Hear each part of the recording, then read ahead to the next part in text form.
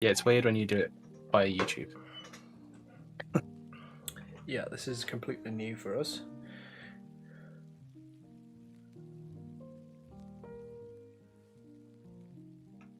And we're live. Hey! By the looks. Hello! There we go. Voila!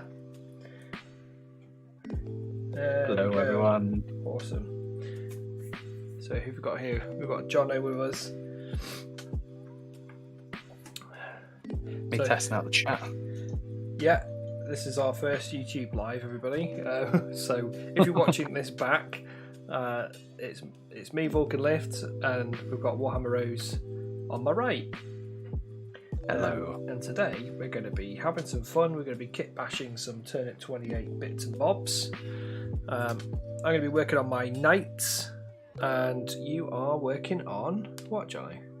So I'm working on just some more terrain, which we will see in our battle report. So I recently picked up this little piece from Foregrounds at a war game show. My wife pointed it out, and she was like, "Oh, that would be really cool. Like you can turnip it up and add mushrooms and stuff like that to it." And so I was like, "Yeah, no, that sounds really good." So I bought that, and then also this little pig pen, which is not from Foregrounds, from another company called Zalot, who do MDF miniature kind of bits and pieces, and we bought some metal pigs as well. I never thought I'd be going into the kind of the agricultural side of it, but here we are. So yeah, we've got a pig family, which will go in the pig pen, and that'll just be more thematic scatter, really. Nice. Pig pen scatter. Pig pen scatter. Pigs with mushrooms, everything mushrooms. We'll see how we get on. Yeah.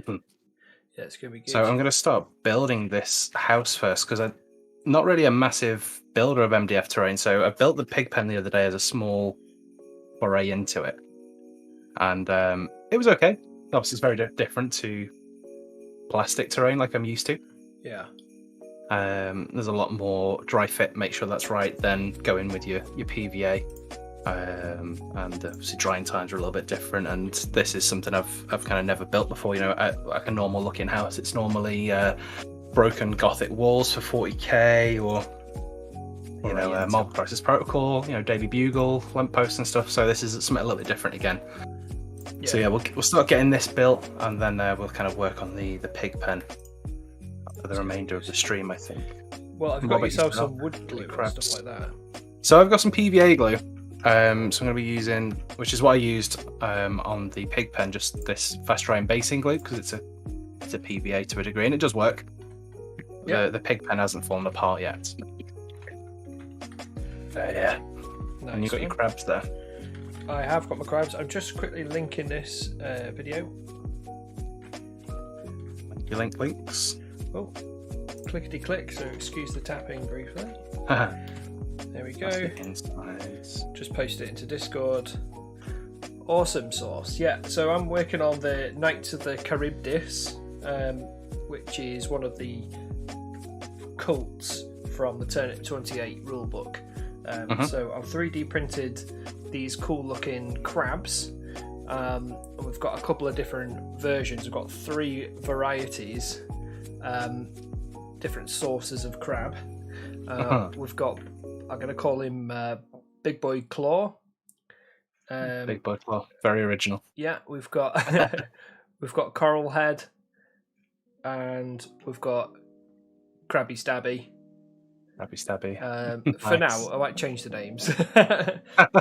But this is like forever their names. This guy's pretty. He's like the aggressive crab. You can tell, like he is leaning upwards. So like as he's going to sit on his base. Yeah. So you can imagine the plane is there. He's like grasping and jumping upwards. So I want to make him look like he's like pulled himself out of the ground. He's like emerged from the ground. Yeah, nice. Because the rules are such that when the crabs, they essentially deep strike. So they can erupt from the mud. Ground, yeah. Oi, Gloin. We've got Gloin in chat. How you doing, man? Hey, boy. Ooh. Jumping in there. How we doing, mate? Thanks for jumping by, mate. I know it's a bit different from your usual Twitch stream. Normally we stream live on Twitch Monday, Thursday, Friday. during the daytimes, but today we're doing a little Sunday special, and I'm hoping we can get one of these in each month. Hope so, yeah. Specific to the old turnips. The old turnips. Something that I really like with this terrain as well, you see it's essentially part finished on the outside. Oh, nice. It's like pale on the outside, and then pale beige, yeah, and even where it's got a bit of laser burn from the laser cutter. I'm going to leave that in. And then it's also got the same for the inside, so it's got a kind of a clean fascia for the inside, which slots in, or in theory, according to the instructions, slots in. So we shall see. So you're going to paint on top of that, or are you going to leave it as is? I think what I'm going to do, I'm going to try and keep it as original to the its look as possible, but maybe do some like kind of heavy weathering, like turnipifying, as we call it. So maybe some kind of pigments, some washes, just to kind of make it look a bit more older. Because this, although it says late Saxon, high medieval dwelling, I think those kind of dwellings would just knock around for a while. Yeah, they were kicking about for a while. Yeah, it's a little bit dilapidated. It's got some cracks in there. It's going to have this weird kind of thatched roof, which is basically like a roll of fur that I had to kind of just pull apart. And there's a technique apparently in the instructions on how to apply this. Oh wow! It involves a toothbrush and PVA glue. So that's we'll see how we get on with it. Yeah. So yeah, we're just getting it. I mean, and it fits together pretty well, to be fair. Like, I've not glued it yet. I've just dry fitted these parts, and these are just like slotted straight in. Yeah. So, Glointain, how are you guys? I'm not too bad. I slept in today. The wife went off. She did like a Macmillan coffee chat thing this morning, so she ran off to do that. She was making cakes till quite late, so I've been feasting on banana chocolate loaf cake last night and my breakfast. So pretty full of banana cake at the minute. But yeah, I've had a nice lie-in. So how about you, Jono? So cleaning this morning. So I kind of had a semi-lie-in, stayed until about 9. And then, because I knew that we were doing this and I wanted to obviously make sure I was on top of the jobs. Yeah. I was like, I'll get up, do some cleaning, and then I'll just do the last of it later on. When the wife's gone off to work. Yeah. And then that's done, then I can chill. Then you can relax. But you've snuck on, you've done a bit, and then you've snuck on here with me. Yeah. She knows you're here, doesn't she? She does, yeah. Yeah, she's asleep at the minute. And I text her going, we're live now, so just be wary when you walk past the door. Yeah, just in case. Make sure you're modest. She's not going to passively aggressively stomp down the house, is she? So no. Stomp through. You'll probably hear Russell before you see her. Yeah. He's down by the side of me here. Enjoying life, good old Russ. Yeah. I just want to show some of my other characters as well. So I've still got one more character to print and to convert. So my faction's going to be Knights of the Charybdis, which is one from the core set, like I said earlier. It's from the core rule set. But I wanted to do like a crab pirate theme. And then I had a look at what I've got, and I'm doing this on a budget.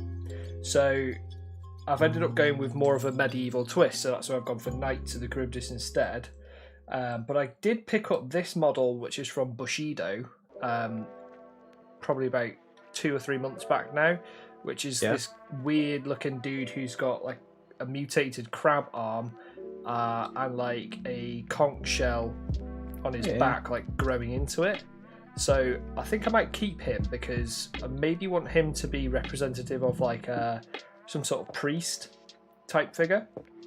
Yeah. I mean, you could be one of your, because have you planned out your tops and your toadies, like your kind of the guys who are giving those orders? Yeah. So I'm gonna have this guy as just a normal toff. Is it toadies the more advanced one, isn't it? Top is your leader. Is your like general, and then you've got your toadies, which are like your lieutenants. So I think captain, lieutenant type roles. Yeah. So I'm gonna have this guy probably as my leader then. So he's gonna be my toff, which is the. Nice. I know he looks a bit too badass though. That's the only thing. So I need to like make him a little bit more mutated and stick some stuff coming out of him and whatnot. So I'm going to get some green stuff out in a bit and start having a bit of a play. But he did have 2 swords and one of them snapped off, but I'm cool with that because I'm going to maybe put a pistol on this left hand instead. Yeah, that's right. Yeah, I remember when it snapped off and you were like, no. No. So yeah, we're probably going to go with that, and then let's get rid of that. So there's a little goal there that didn't make any sense. So I've still got some of the overlays from Twitch there. I don't know if any of these are actually going to work. So we shall see. Spotted that then. We shall see. So yeah, so this guy just going to let some clean up. Put a pistol on there. Probably going to get some bits of green stuff to like maybe come out from underneath his armpit, maybe to have like some tentacles, and then get your standard sort of turnip swamp, like tuftage coming out of him. Yeah, definitely. Like for the crabs particularly, I want all of their backs to be very like tufted, because in the artwork they're very, very tufty.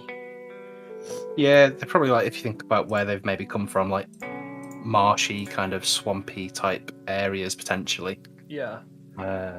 Like I had great fun doing like just literally just sticking tufts just everywhere. Like I was trying to kind of keep it like where tufts would come from, so like ears, armpits, like kind of weird little places like that.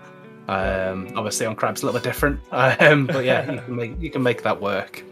Maybe even some flock, maybe like to show like a moss type thing, maybe. I think I might have some like grass green sort of flock type affair. That might be quite good. We'll have a couple of little options there. Yeah, and I'll be bringing this terrain to GriffCon with us as well, Glunkoff, so you'll be able to see it in its finished glory, and you'll be able to see mine and Kitbash's models from the videos that we've done. Yeah. And obviously we'll be putting on some demo games as well, which will be fun. So we'll mention it a few times on the stream. So we're going to be in attendance at GriffCon, which is the first sort of streamers, content producers in the sort of general Twitch hobby, but there are also YouTube producers as well, content producers going, which is going to be at Griffin Gaming. So it's GriffCon, it's called, and it's going to be in Essex on the 9th of July. We're going to be demoing Turnip28. So we're going to have 2 tables. I think we'll have our main little stand table, and then we're going to have probably Jono and Kitbash demoing their armies. Maybe like swap them out a bit. If I can get my army done in time, which I'm looking a bit tight for time, but it just needs to be bashed together and sorted. Hoping to make some progress today. Glenn's looking forward to it. We're also thinking about giving away a few of our little turnip conversion packs. So these are from the Patreon for Turnip28. So you get loads of these cute little bodies. We actually sell these on our Etsy store amongst a lot of other things as well, like the swamp packs and fungi and things like that. All these mushrooms. Yeah, just in case. That's it. Stick to Blue Tack and Prime today to be able to use. So we've got a couple of those. So I managed to sell Jono some mushrooms, or provide some mushrooms, do some plastic crack dealings. Like give them to my wife. We've gone into resin now. It was literally when she like approached me in work and I saw her and we like looked if anyone was looking. I was like, this is like a little drug deal. She hands me this little plastic baggie and I hand her a brown paper like parcel type thing. Didn't say where, just exchanged the parcels and walked on. That's it, yeah. It should have been like a dead drop. Or put it behind a chair and then walked off. Just walked away, yeah. Yeah. Oh man, so yeah, we did some little dodgy deals, but I've got some bits out of it. I got my Marvel Crisis Protocol miniatures, which one of our friends printed for me, which was really nice of him. I'm loving the little badger, the Jonathan badger. Yeah, Jonathan the Unstoppable. Yeah. Has he got rules on a sheet, or I think he's got a card. Is he the ankle biter?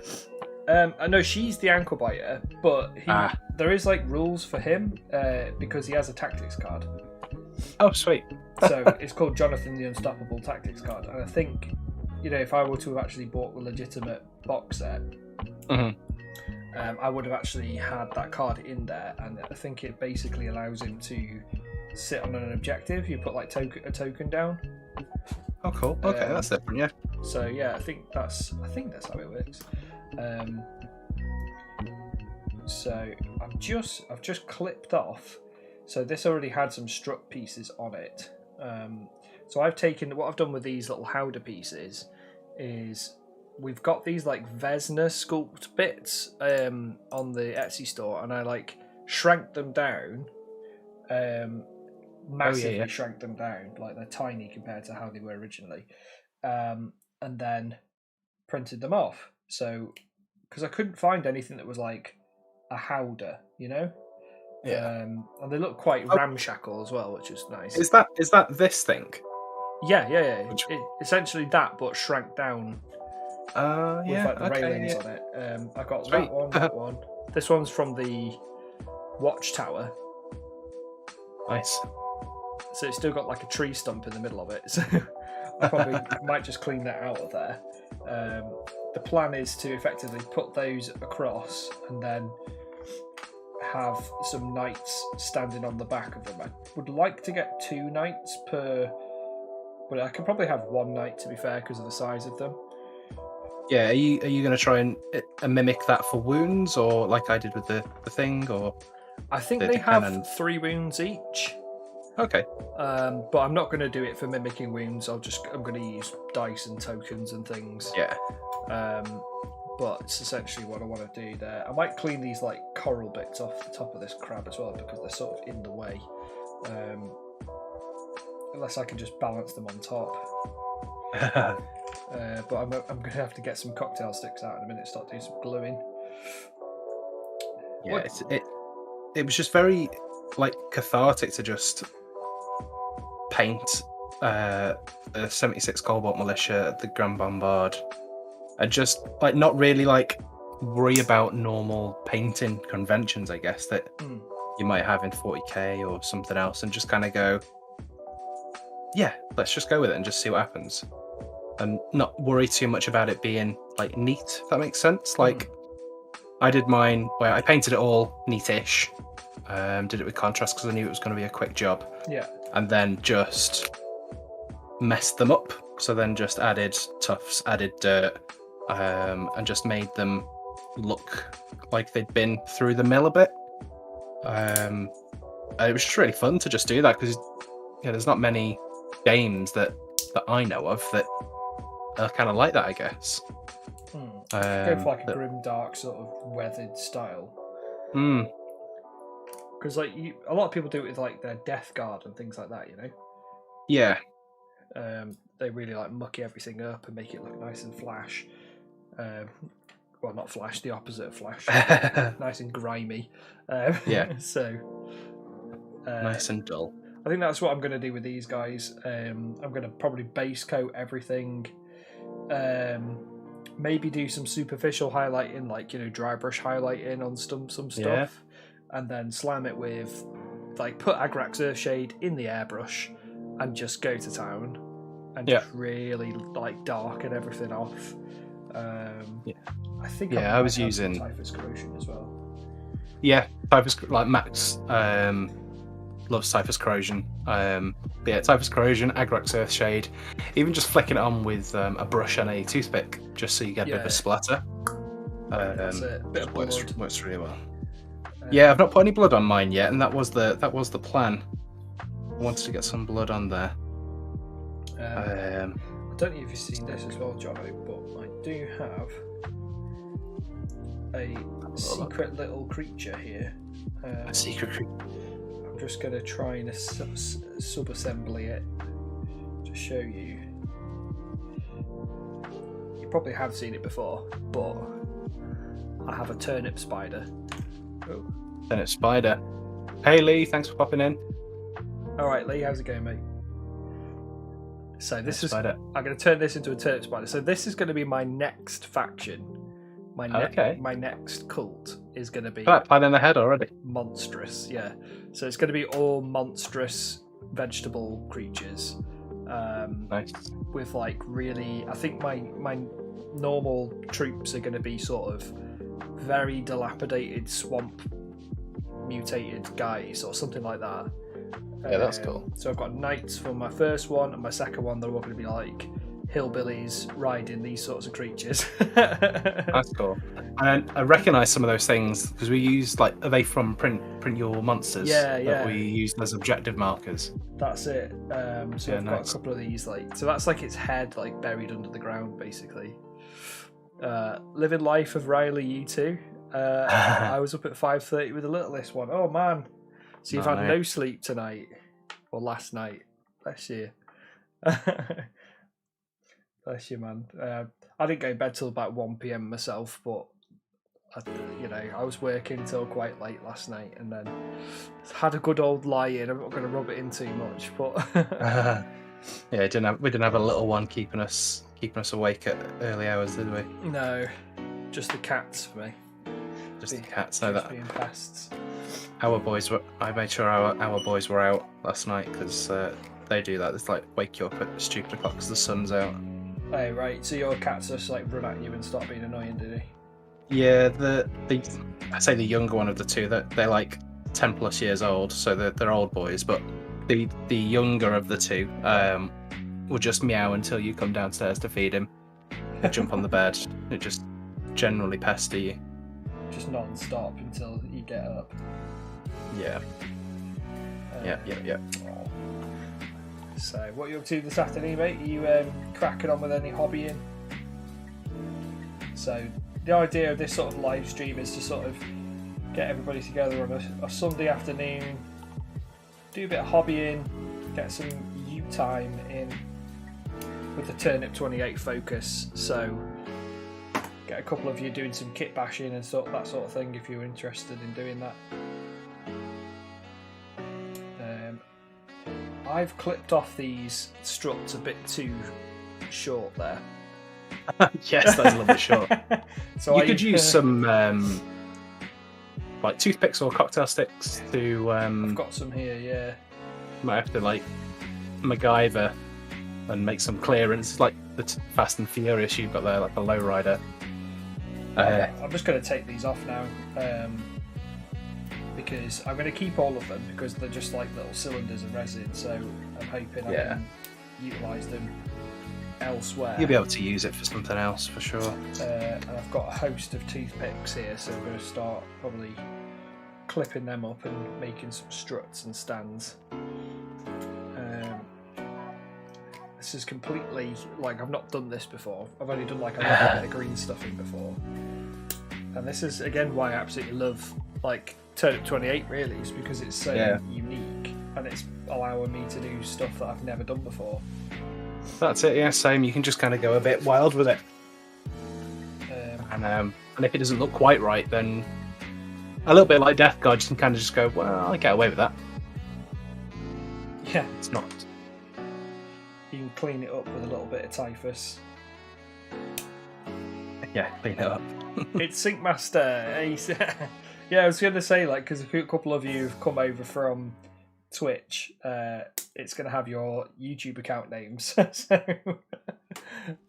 yeah. How's it going, boys? Your secret identity has gone. Yeah. Gloin's got his Twitch name in. He came prepared. Yeah. Thanks for joining us, boys. I know this is a bit different to the reg, so we do appreciate the support. Just trying something different, aren't we?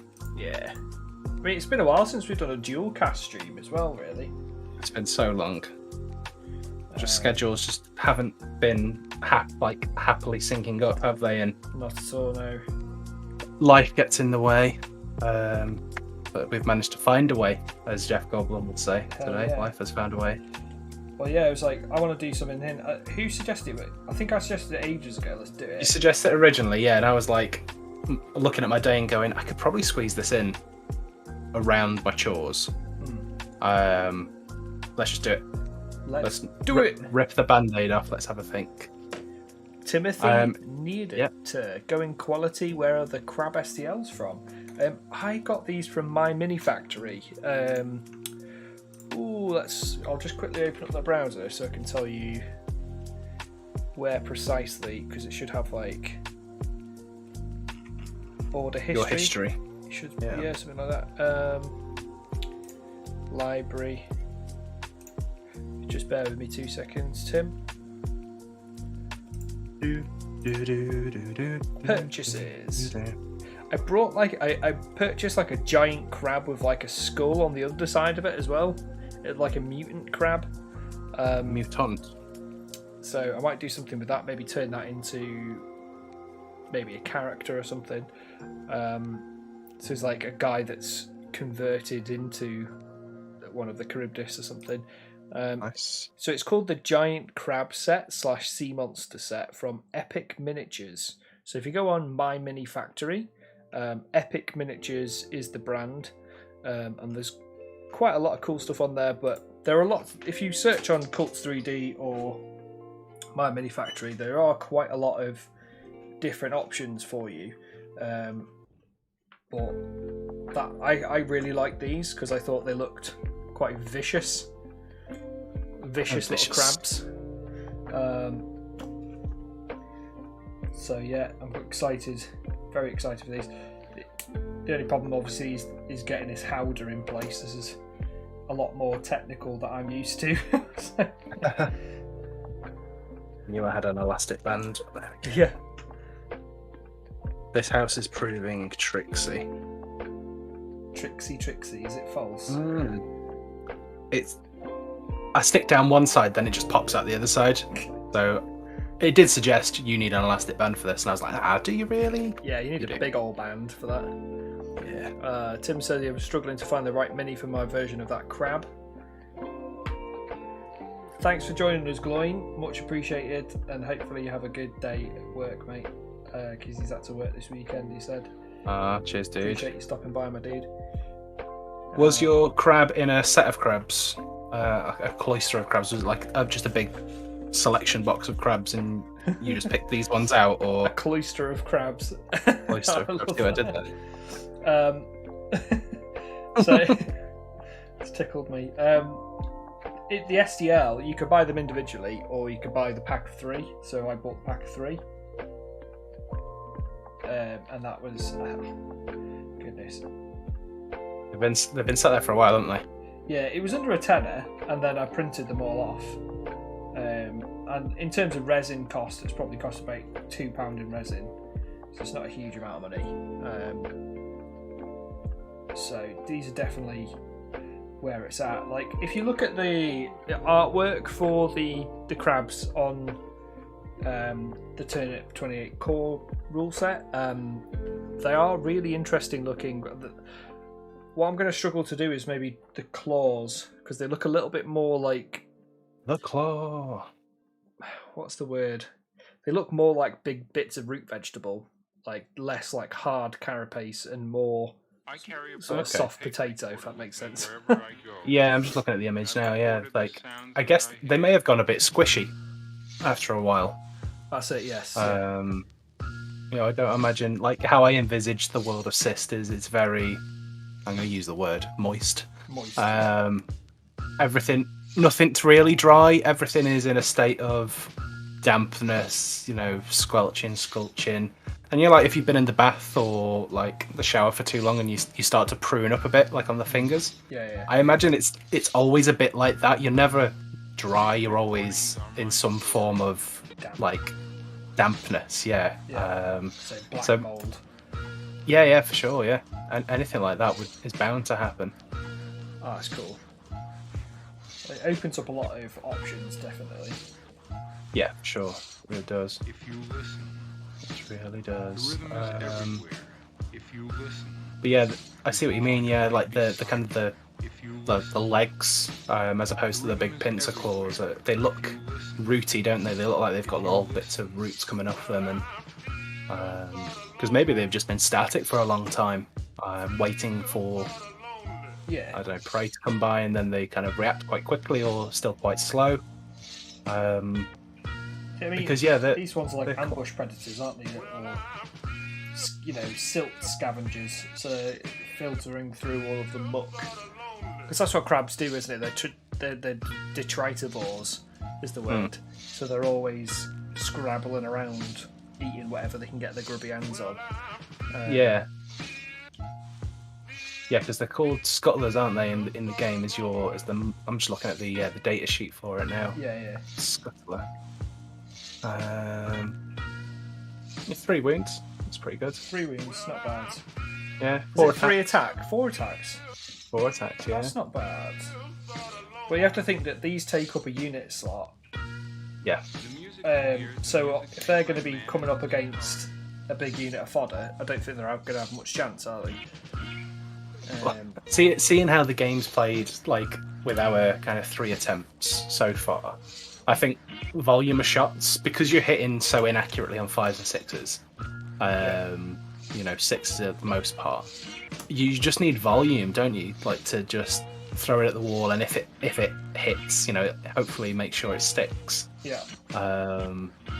But in melee, because you're fight, right? Who took more wounds? Okay, we'll keep going. We've had that fight in the second battle report where the root shrine comes in at my fodder, and we must have had 4 or 5 fight sequences because either they both took a wound each, or they took no wounds.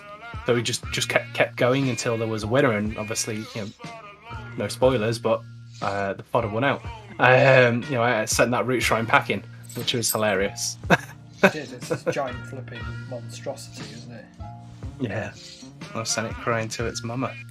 Yeah, it was pretty funny, that was. I enjoyed that game a lot. It was a fun game to watch and a fun game to film. Yeah. Yeah, no, it's just all the organic things that come out of the game, which make it that so fun.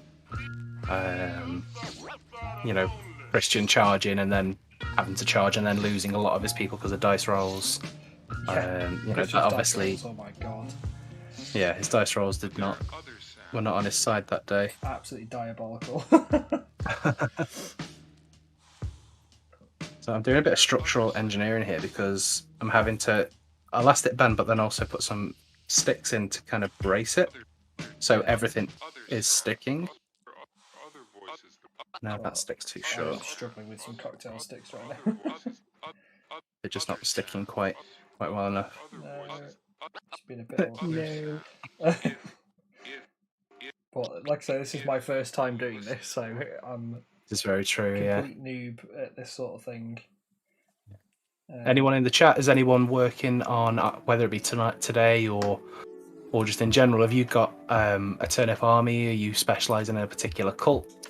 Let us know in the chat if you are, because I think my next cult model will be the rocket, like the fireworks kind of rack. I'm trying to find the name of it on the in the book. Yeah, the rocket battery thing. Yeah. So I think that's the Saint Alame's rocket battery. Yeah, Saint Alame, that's the one. Yeah, just because again, it's very similar feel to the Bombard, just a little bit different, plays a little bit differently. But I've seen on Instagram a few people have done the hot air balloon. Oh, nice. The is it Aunt's Ascendant? The Aunt's Observatory balloon. That just looks really cool. It's a paper mache around a balloon.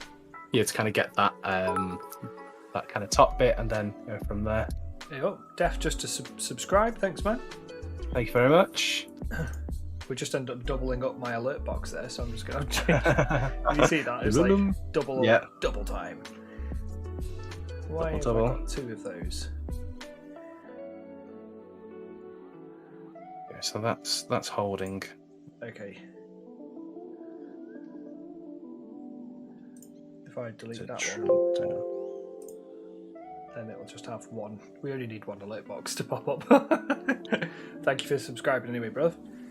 Welcome in.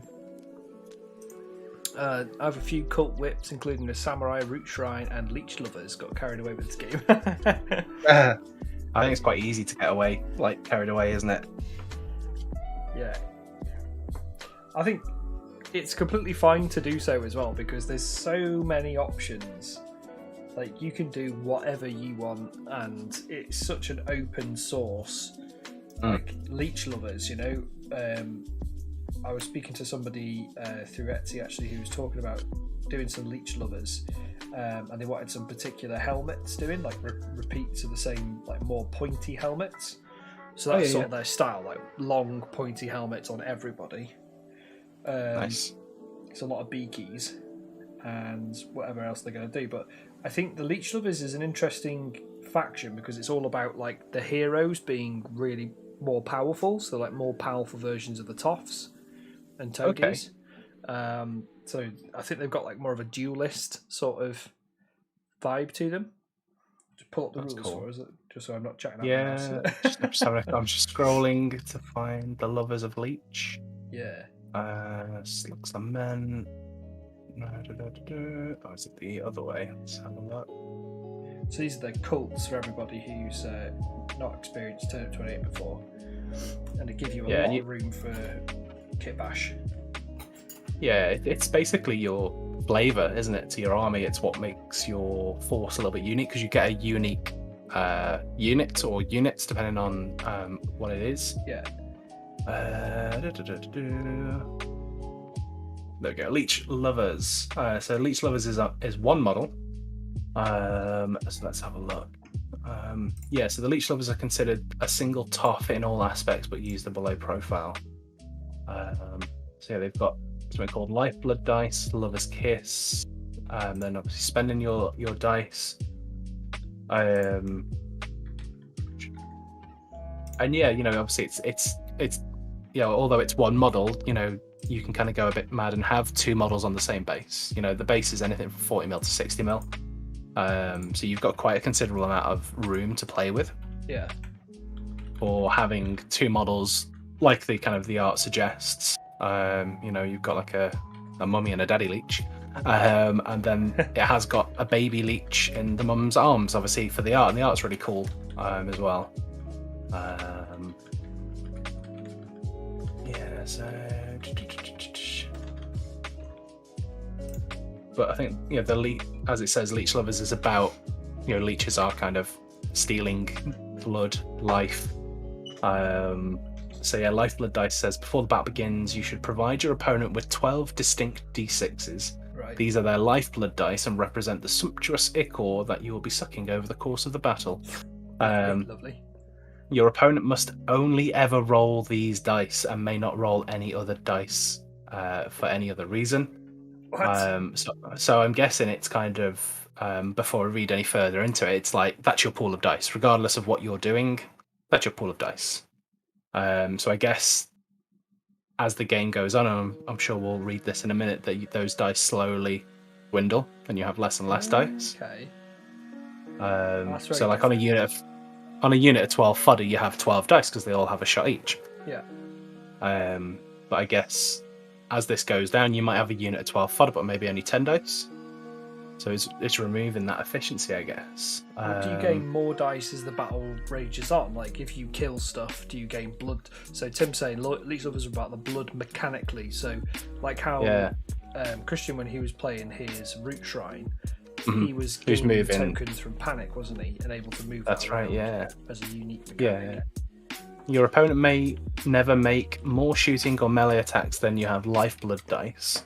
If your opponent has a single dice remaining, they may only roll a single dice when making a marching or charging. So that's obviously removing your, you know, if your order goes off and you get the extra d6 for movement or for the charge, without blundering, that's really reducing your movement down, which I guess is super thematic. The next bit after lifeblood dice is called Lover's Kiss. So whenever you or your opponent rolls an unmodified 6, you may leech a lifeblood dice immediately. Take a single lifeblood dice from your opponent and put it to one side. That dice can no longer be used by your opponent until it has been spent. So I think that's where the back and two might come in. So like all good parasites, you need your host alive. So you may never steal your opponent's last dice, even if they roll a 6. Whatever you or your opponent were rolling for is unaffected, and once the dice is added to your collection, play continues as normal. And then the spending of You may spend your collection of lifeblood dice in 3 ways. So if I've got obviously a couple of dice off your rolling 6s, I've got something to play with. So you've got, if it's 1 dice, you can add 6 inch to move a friendly unit, and that includes retreating. Yeah. If you spend 3 dice, you can replace the result of one of your dice with a 6, which is quite cool. And then X dice, which is obviously number of dice. Target friendly unit gains X additional attacks during a melee bout or shooting engagement, where X is the amount of lifeblood dice on this ability. This ability may only be used once per round and never on a stump gun. So we're getting that scatter shot. Yeah. That'd be quite cool. It'd be quite broken, actually. To spend your lifeblood dice, simply remove the dice from your collection and immediately hand it back to your opponent. You may do this as many times as you can afford. So yeah, that's the back end too, isn't it? You want to, like a good, I guess, leech would. You want to cripple your host to a degree, but you don't want to finish them off. Yeah. You want to have that back end too. So that's quite a cool. I really like that. And then the last little rule on there is a heartbeat. So at the end of the round, hand back all unspent lifeblood dice to your opponent. So it's kind of on you to get them off your opponent, but also to spend them, utilize them in your round. If you don't, they just go back to your opponent. Okay. So they're always kind of starting a round then, pretty much with all their dice by the sounds of it. So it's not like you would ever get into the back end of turn 4 and only have 3 dice. As a spendable mechanics. All right, so then they regenerate, then you get more to do what you need to do with. That's cool. That's really cool. That's super interesting. Very different. Yeah. So I like that. Each sort of faction does play very uniquely in like the Charybdis stuff. I think we get access to these. I don't think there's anything different mechanically. But we can have lots of these little crabs, and obviously you get the deep strike options, which are quite powerful effectively. Yeah, it's just extra mobility, isn't it? That your opponent doesn't necessarily have or has to think about. I'm going to go over here, maybe leave a gap, and then a crab's going to pop out in the back line, I guess. Because if you're running stump guns and more ranged units, you might struggle then, because I can jump into your backline and start punching up them stump guns. Start nibbling on me. From turn 1. And the other thing is they don't run away. So once you're attacking, they keep on going until they die. Mm-hmm. They don't run away. Which I think makes sense, because once the crab's eating, it's just like nom nom nom nom nom nom nom, and it's just not going to stop. Mm-hmm. Yeah. So awful Gorgas. If Scuttlers fight in melee, they can never be declared the winners. Both units must continue to fight until the Scuttlers are losers or one side is destroyed. So yeah, it's that constant, like you say, it's that obsession of nom nom nom nom nom, isn't it? Yeah, the feast. That's the feast mechanic coming in there. The feast of the Charybdis. There we go. I'm gonna have this howler slightly off tilt there. Yeah. I'm trying to get these sticks to sort of match up, but it's quite tricky, to be honest. I think that'd be quite cool though, because it would never be, I guess, perfect. To 100%, would it? You would have something that's slightly offset, and it might be offset to take into consideration abnormalities in the shell, or like you say, movement and stuff like that. Yeah. Because you'd be able to slap a load of dirt or green stuff in to fill any gaps that they're showing. There's definitely a gap there with that underneath that leg there, but I might be able to tuck a little bit of something in there. We'll try and manoeuvre it a little bit. Yeah, definitely. Def says, hey there, I'm working on so many different models for different games right now, but Turnip made me look into creating my own STLs. Cool. Oh, nice. Yeah, it's just really, I think because at the inception of the game, it was, you don't have to buy models from a particular range. This is the idea. This is the kind of the lore, the backstory, the kind of the up to Napoleonic kind of time. So you can go to different places, or find different miniatures, or if you've got a load of old metal miniatures, so you can work with them to breathe a bit of life into them as well. But now Max is obviously getting various bits. So obviously he's got the kind of the half busts, which you see a lot of the turnip models based on. Obviously the multi-pose kit is in the works, the backpacks, all that kind of stuff. So it's all... Yeah, I'm excited for that. It's going to be really cool. Yeah, definitely. What kind of STLs are you putting together there, Def?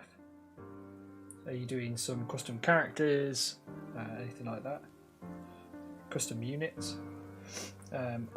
We've just been trying to find things that fit. So I've been on a scour through my mini factory in Cults 3D and found what I could, which is where I got these crabs from.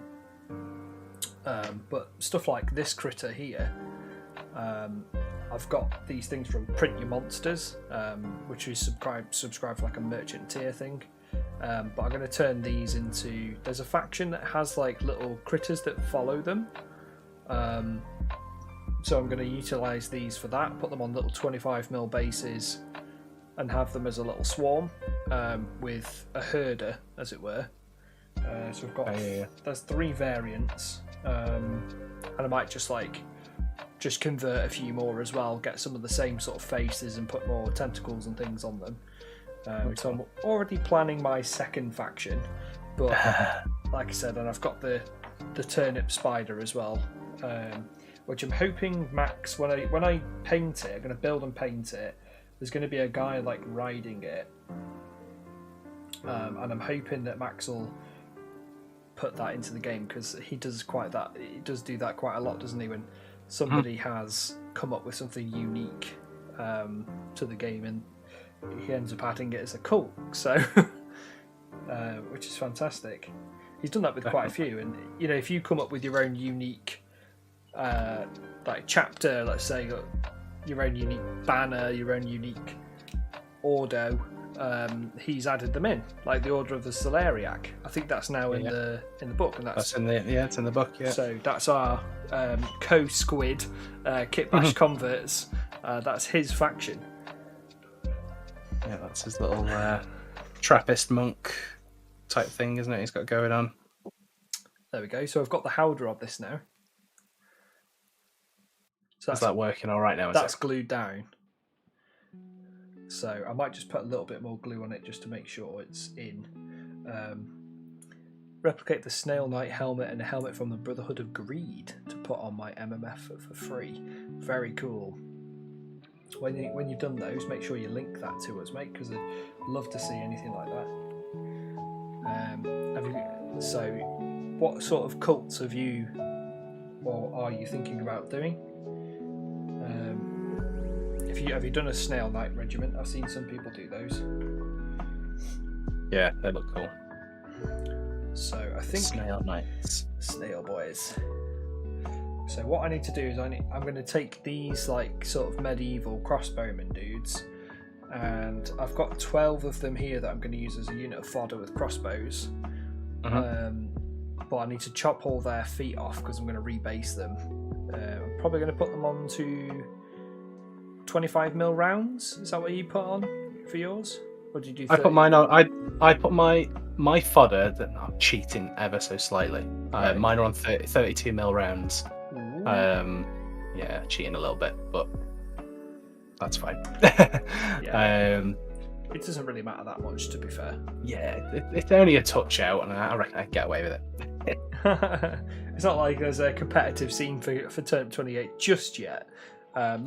Maybe one day we'll put on a some sort of event down the line with Max. That'd be really fun. Oh, nice. Nice. Look at that door in there. I've just broken one of the door frames already. That's one of the beauties of an MDF kit, is they're a little bit fragile.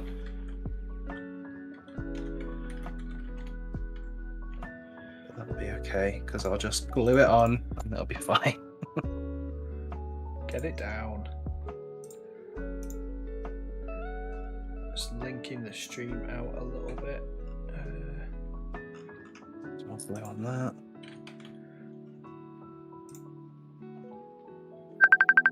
There you go. Sorry, my brother just tried to group chat us. So apologies for that little annoying little Facebook thing. Right. So I tried to dig out all my old knight sprues. I've got some like long spears because I want maybe one or two guys with long spears aiming down. Yeah. So I've got probably something like that in terms of length. I'm going to clip it off and see how long it can be. When I've got these really long like lances, which I think might be more appropriate because of the height of the model. Yeah. And I've got some knight bodies and stuff, but I don't think I'll utilise those. I need to buy some more like men at arms because I thought I had a bunch more of them. It turns out I have used them all for my Bretonian army, so a long time back. Yeah. So I need to pick up some more. So it's either that or pick up the Warlord Games Napoleonic box set. Yeah. Just to mix up your options, I guess, a little bit. Get a ton of other stuff. I did have another set of sprues with. I think I just spotted it, John. Just 2 seconds.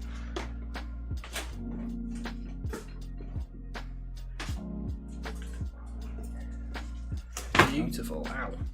Smacked my knee on the table there. So I've just found more of these guys. So these are the Agincourt Knights. And one of them has a spear already, but I don't know what sort of angle that spear is going to be facing, so it's going to need a little bit of jiggery pokery, I think. So, just to make it a bit. Yeah, I'm going to clip some of these off, see what we can do. So, obviously I don't want to magnetise these knights on, I want them to be... So that's sort of the height of these are going to be my brutes. So effectively I'm going to have like brutes on the back of the crabs. So height-wise, that's sort of where we're looking. You brute. I'll take off this little round thing there. I do love the frogmouth helms. I really think they look quite badass. Yeah, they are cool. Like this guy, especially with like the bull helmet. Yeah. I've gone for more of those than, the traditional. There's like some of them in the set that have like a turnip on the top of the head, like a little representative. But I like the spiky sort of look. Yeah, on my bastards, I've got one that's got like a little slug on there, which I've like painted in a kind of a fluorescent-y green, little like brain slug type thing. So bastards, that's the mounted brutes, isn't it? So they're like the heavy shock cav. Yeah, and they're pretty good. So they got a long move. That 12-inch move is pretty good. I've got them as melee, so obviously getting choppy. But yeah, that's good. That's good. I've got some more leftover sprues from my fodder, so I think I'd like to make some more fodder. I don't know whether maybe some melee fodder or more shooty fodder. Not quite sure what's. You've got a unit of shooty fodder as it is, haven't you? I have, yeah, and they were really good. Right. They were really, really good. I really like them. I'll grab. They've done well for you in game as well, for sure. Yeah. Grab a couple. Yeah. So Warhammer Rose, you can tell us a little bit about your faction. So I think the guys in the Turnip28 Discord helped him put together his lore, and I think they've come up with quite a cool concept actually. So I'm sure he'll tell you about that in a second. Dudes. Grab that dude there. Peeps in chat at the minute, how's the audio balance as well? Is the music to being able to hear Warhammer Rose, is that okay? Is it too loud, too quiet? We shall soon see. I did a little recording before to try and test it.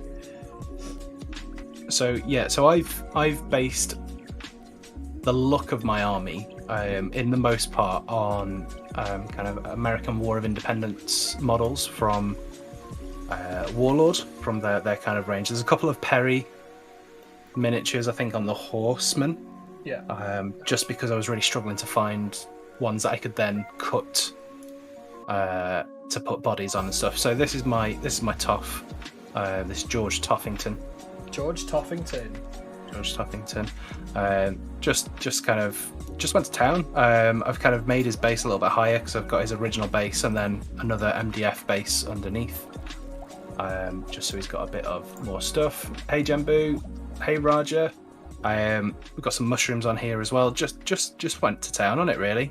All the bases are the Sterling Mud from Games Workshop, their technical paint.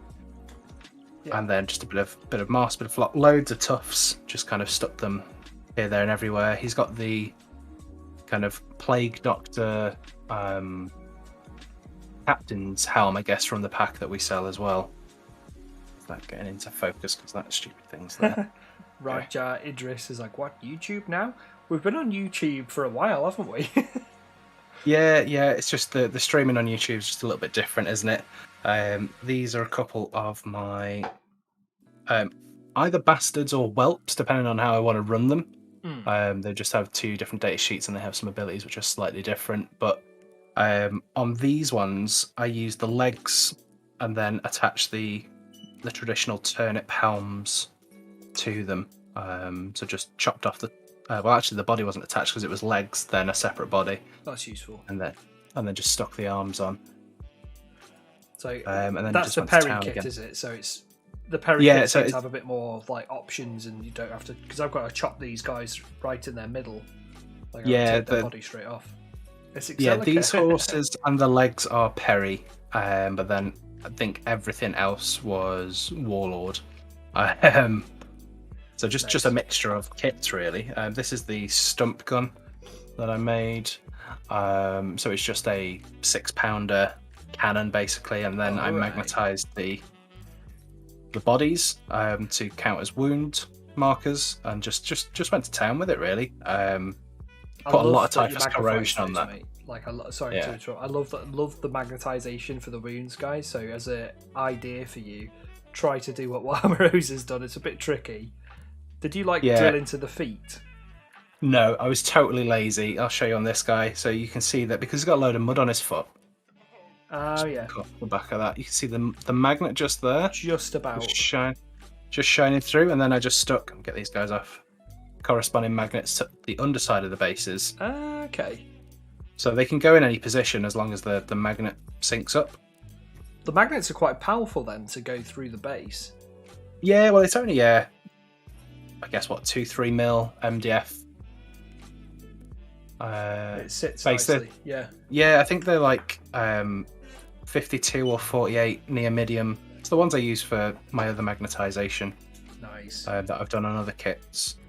But it just works quite well. And then on the, I'll show you the fodder before we go on to the bombard. But there's my little attempt at a flag as well that I did. Yeah, I love your flag. Yeah. I want to take a lighter to this and kind of burn it up, I think, a little bit. Careful. But I'm also afraid to. Yeah. Be careful. I mean, you could tea stain it.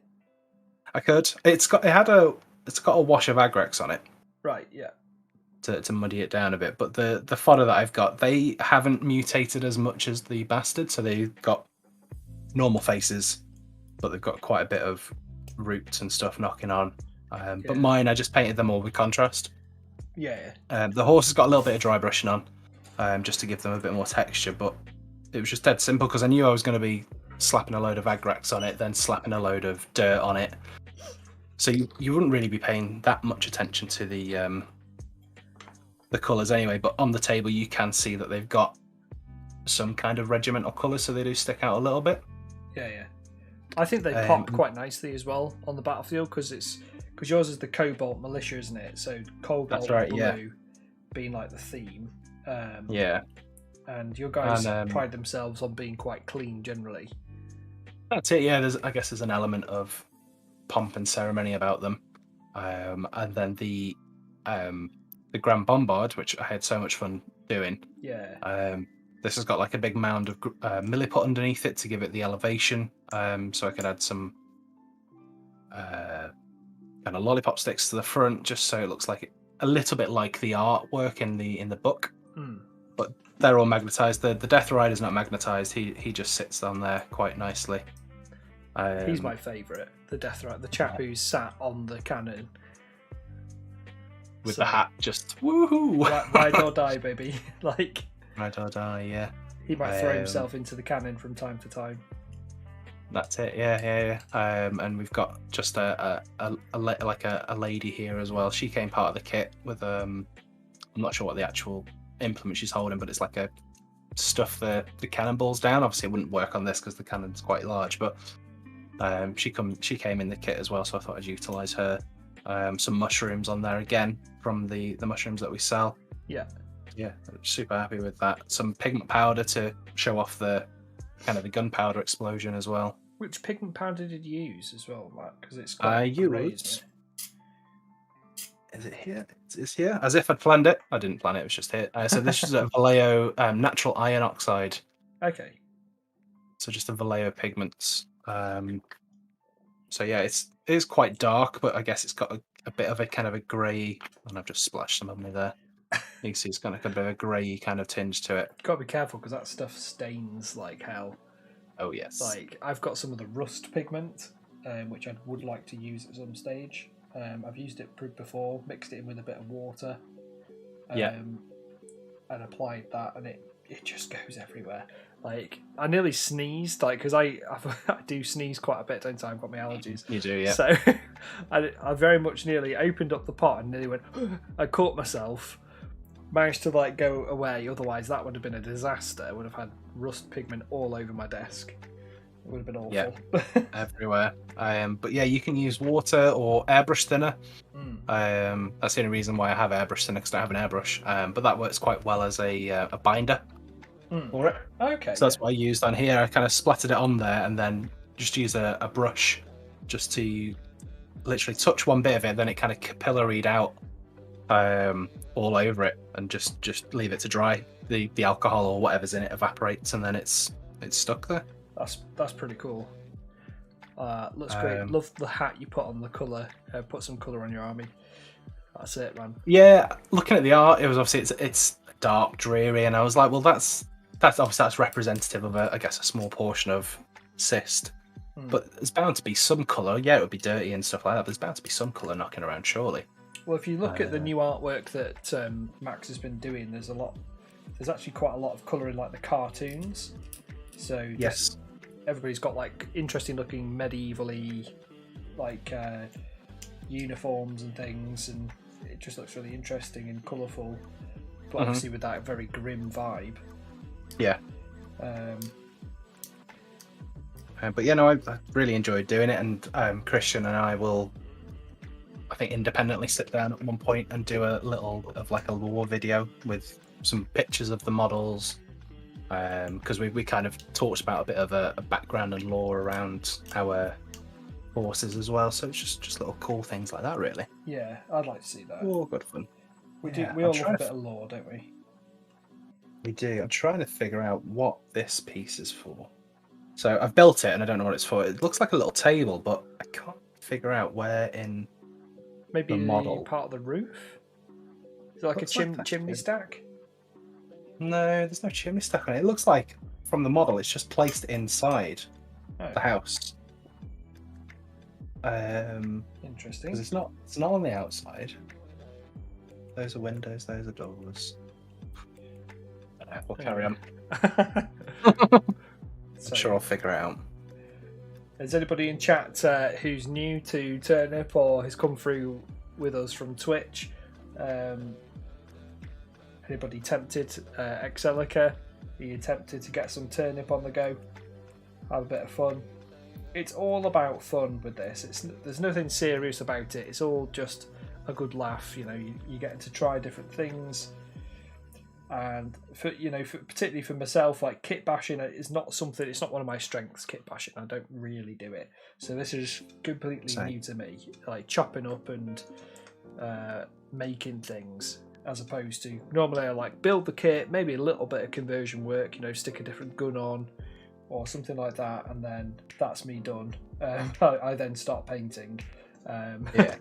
So, but we know one of the guys, Christian, we mentioned a few times, Kitbash Converts, his, in his Instagram name, he is much more into the whole kit bashing side of things. So his Turnip28 guys are quite heavily kit bashed, and he's done quite a lot of like green stuff work, which I think looks ace. So like he's like added like shawls and cloaks and that sort of thing. He's got like a plague doctor, hasn't he, with like a little cloak and stuff on that. He's green stuff. Yes, really cool. It looks ace. I think the barrier to getting into this game from a like cost perspective, you can make it as kind of cheap as you want, I think, really. Yeah. Because most of the stuff you'll most likely have knocking about, or you might need to add a couple of bits, and then you can pick up a box of Warlord or Perry miniatures, or whatever you kind of going for, relatively cheap for what you get as well. And then any additions that you want to add on, they're sourced quite reasonable as well. If I do say so myself, some of the stuff that we put out there I think is quite reasonable for this as well. Yeah, that's the thing to be said. Like with the Warlord Games products, one of our mates purchased like the Samurai big box. That's right, or you can get like the Napoleonic, the black powder big box, and they're about 50 quid? Would you say? I think so, yeah. But you got enough to do like 2 armies worth. I think you were saying like there was enough extras in there. So many extras, and he could have had multiple units of fodder, just so much stuff. And I think it came with cavalry in there. Yeah. Actually, I might just pull up the Warlord Games website and just quickly reel off. Darwin Green Frostgrave plastic kits are a godsend. I was actually having a look at the Frostgrave stuff because originally I wanted to do crab pirates, like turnip pirates as my theme, but I've pivoted to more medieval because I already had these Fireforge miniatures for my Bretonnian force that I've been doing for many years. But these are just the leftovers from that. But I did have a look at the Pirates of the Coast, I think they were, from Frostgrave. But I have seen some of those box sets, so it's like you can get like a Barbarians, you can get like a Warriors pack, and you get loads in it. Like I think it's very customizable what you get in those Frostgrave kits. Darwin Green, can you tell us what cults you've gone for with yours? And welcome in.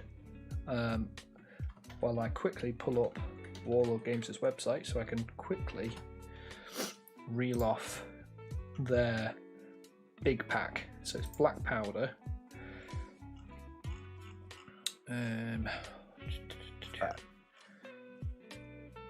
So for example, like just a unit of the French line infantry, any of their like Napoleonic infantry is bang on theme.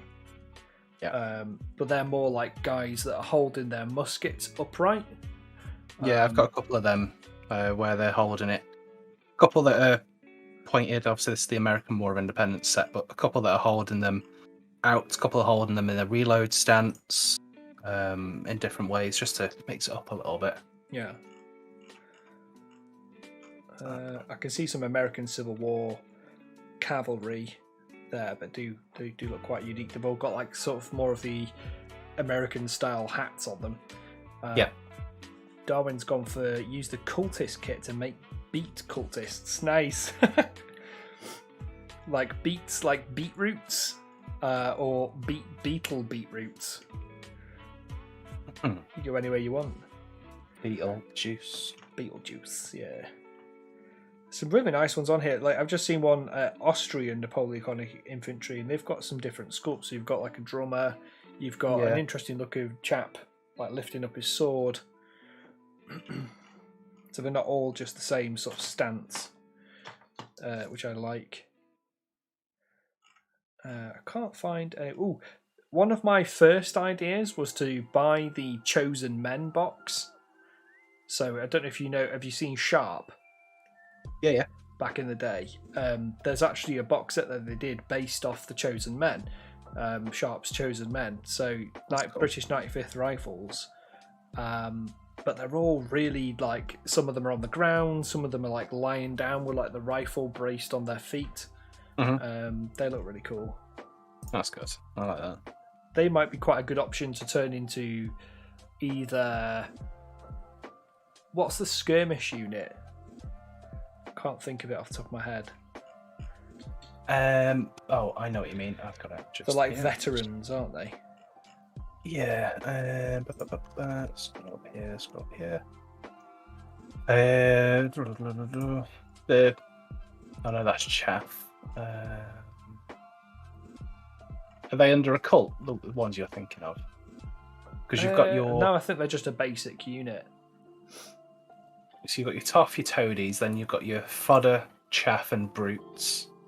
And then your mounted ones are your whelps and bastards. Chaff, that's it, chaff. Yeah, your chaff are 4 models. They're the ones that have got the vanguard moves, they can move up. When this unit is targeted by a shooting attack, increase the inaccuracy of the shooter by 2. So they were the ones that Kitbash had, didn't he? Right up in the middle, which were causing me no end of issue. Yeah, they're pesky, weren't they? Because they were able to just shoot anybody. Because they had crossbows, that was it, wasn't it? Yeah, so they could constantly shoot, reactive shooting. Nice. Darwin Green's got quite a few cults by the looks of it. He's gone Warlord Games, Prussians, mostly Slugs Lament. He's got Bog Beasts, Plant Monsters, played as Cult Swell, and then the Beat Cultist from Frostgrave for Procession of Woe. Very cool. Love to see some pictures of those. English Civil War would be great new Band of the Worm Cult. Yeah, I've not seen too much about the Band of the Worm Cult. They look quite interesting. I've just looked at the starter set. And it's, to be honest, it's been a little bit vague on what you get in the box, but it says you get a unit of French engineers, a unit of French line lancers, and then a unit of Voltigeurs skirmishers. So you get 10 cavalry, a unit of engineers, and then like some more dynamic looking metal figures. That's the French starter army. Okay, that's cool. The British Napoleonic expansion set, you get the Chosen Men box, you get the Lüneburg Light Battalion, and you get a Royal Artillery 9-pounder cannon. So these sets, £60 each on the Warlord Games deal. And is there a model that looks like Sharp? Is there a Sean Bean? I think there is from their like blister packs. So they do like blister pack models. But yeah, these look brilliant. There are a lot of other like deals and big box sets on there as well. I just can't find it off the top of my head right now. So, right, back to eBay's a great place as well to find in just like the odd sprue. People will buy boxes like that and just the odd sprue. Like that's where I got those horses. So I was like, well, I don't need the whole box. I just need. I think I got 3 different lots. One was the horses, one was the legs, and then one was something else. Interesting. So you got quite a lot in there. Mm. Got eBay steal. You're a bit of an eBay sniper, aren't you, Jono? I am. That's what they call me. You managed to get loads of stuff. You've been quite on it for your Marvel Crisis Protocol stuff as well. Yeah. Had a couple of good deals, which was always good. I repainted Groot and Rocket's base. So transitioning from Turnip to Marvel Crisis Protocol, I just need to strip Rocket and Groot so I can repaint them. Yeah, so you're not going to reprime, just going to do full strip. Well, I thought that, but then I need to look at the Rocket again to see whether the paint job was too thick, because sometimes you can get away with it if the paint job was thin. Right. But if it's a bit clunky and a bit thick in places, yeah, it's not going to work. It's not going to work because then I'm going to repaint it again. Let's put that back up there. There you go. Yeah, it was just too hot the other night to do any proper paint. So I was like, well, I've got a load of bases I need to paint, and that's easy enough to do because it's just grey, grey, grey, dry brush, shade, dry brush. You know, it's all easy colours. But yeah, I've got our friend Jembu Studios, who might still be in the chat, who we talked about earlier, the printing. He gave me this this Moon Knight, which was an oft cast because the weapon had broken at the back. Right. So he gave me that. So I was like, what I want off him and what I've got off him now is the Mr. Knight model as well. Yeah, so you know when you've seen Moon Knight, haven't you? When he turns into Stephen as opposed to Mark. Yeah. He's got the tuxedo on, hasn't he? That's very cool. Who's called Mr. Knight. So because there's a mechanic in the game where at the start of his activation you roll a dice and then it's like the split personalities. What I wanted to do was like when that other personality is rolled, is like just swap him out on the table. That's really cute.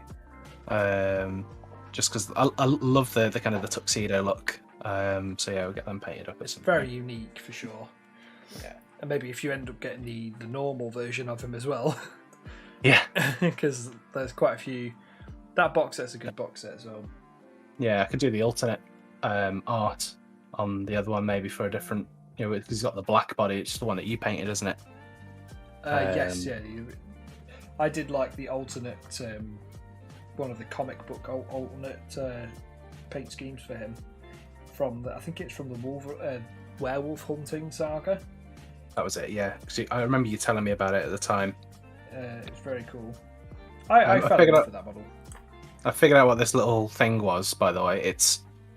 And you're never going to see it because the lid's going to go on and the windows are only, it's like a jail, it's like barred up. It's a fire pit. Okay. Well, why don't you It's just there on the instructions. It's just there. It's a little fire pit.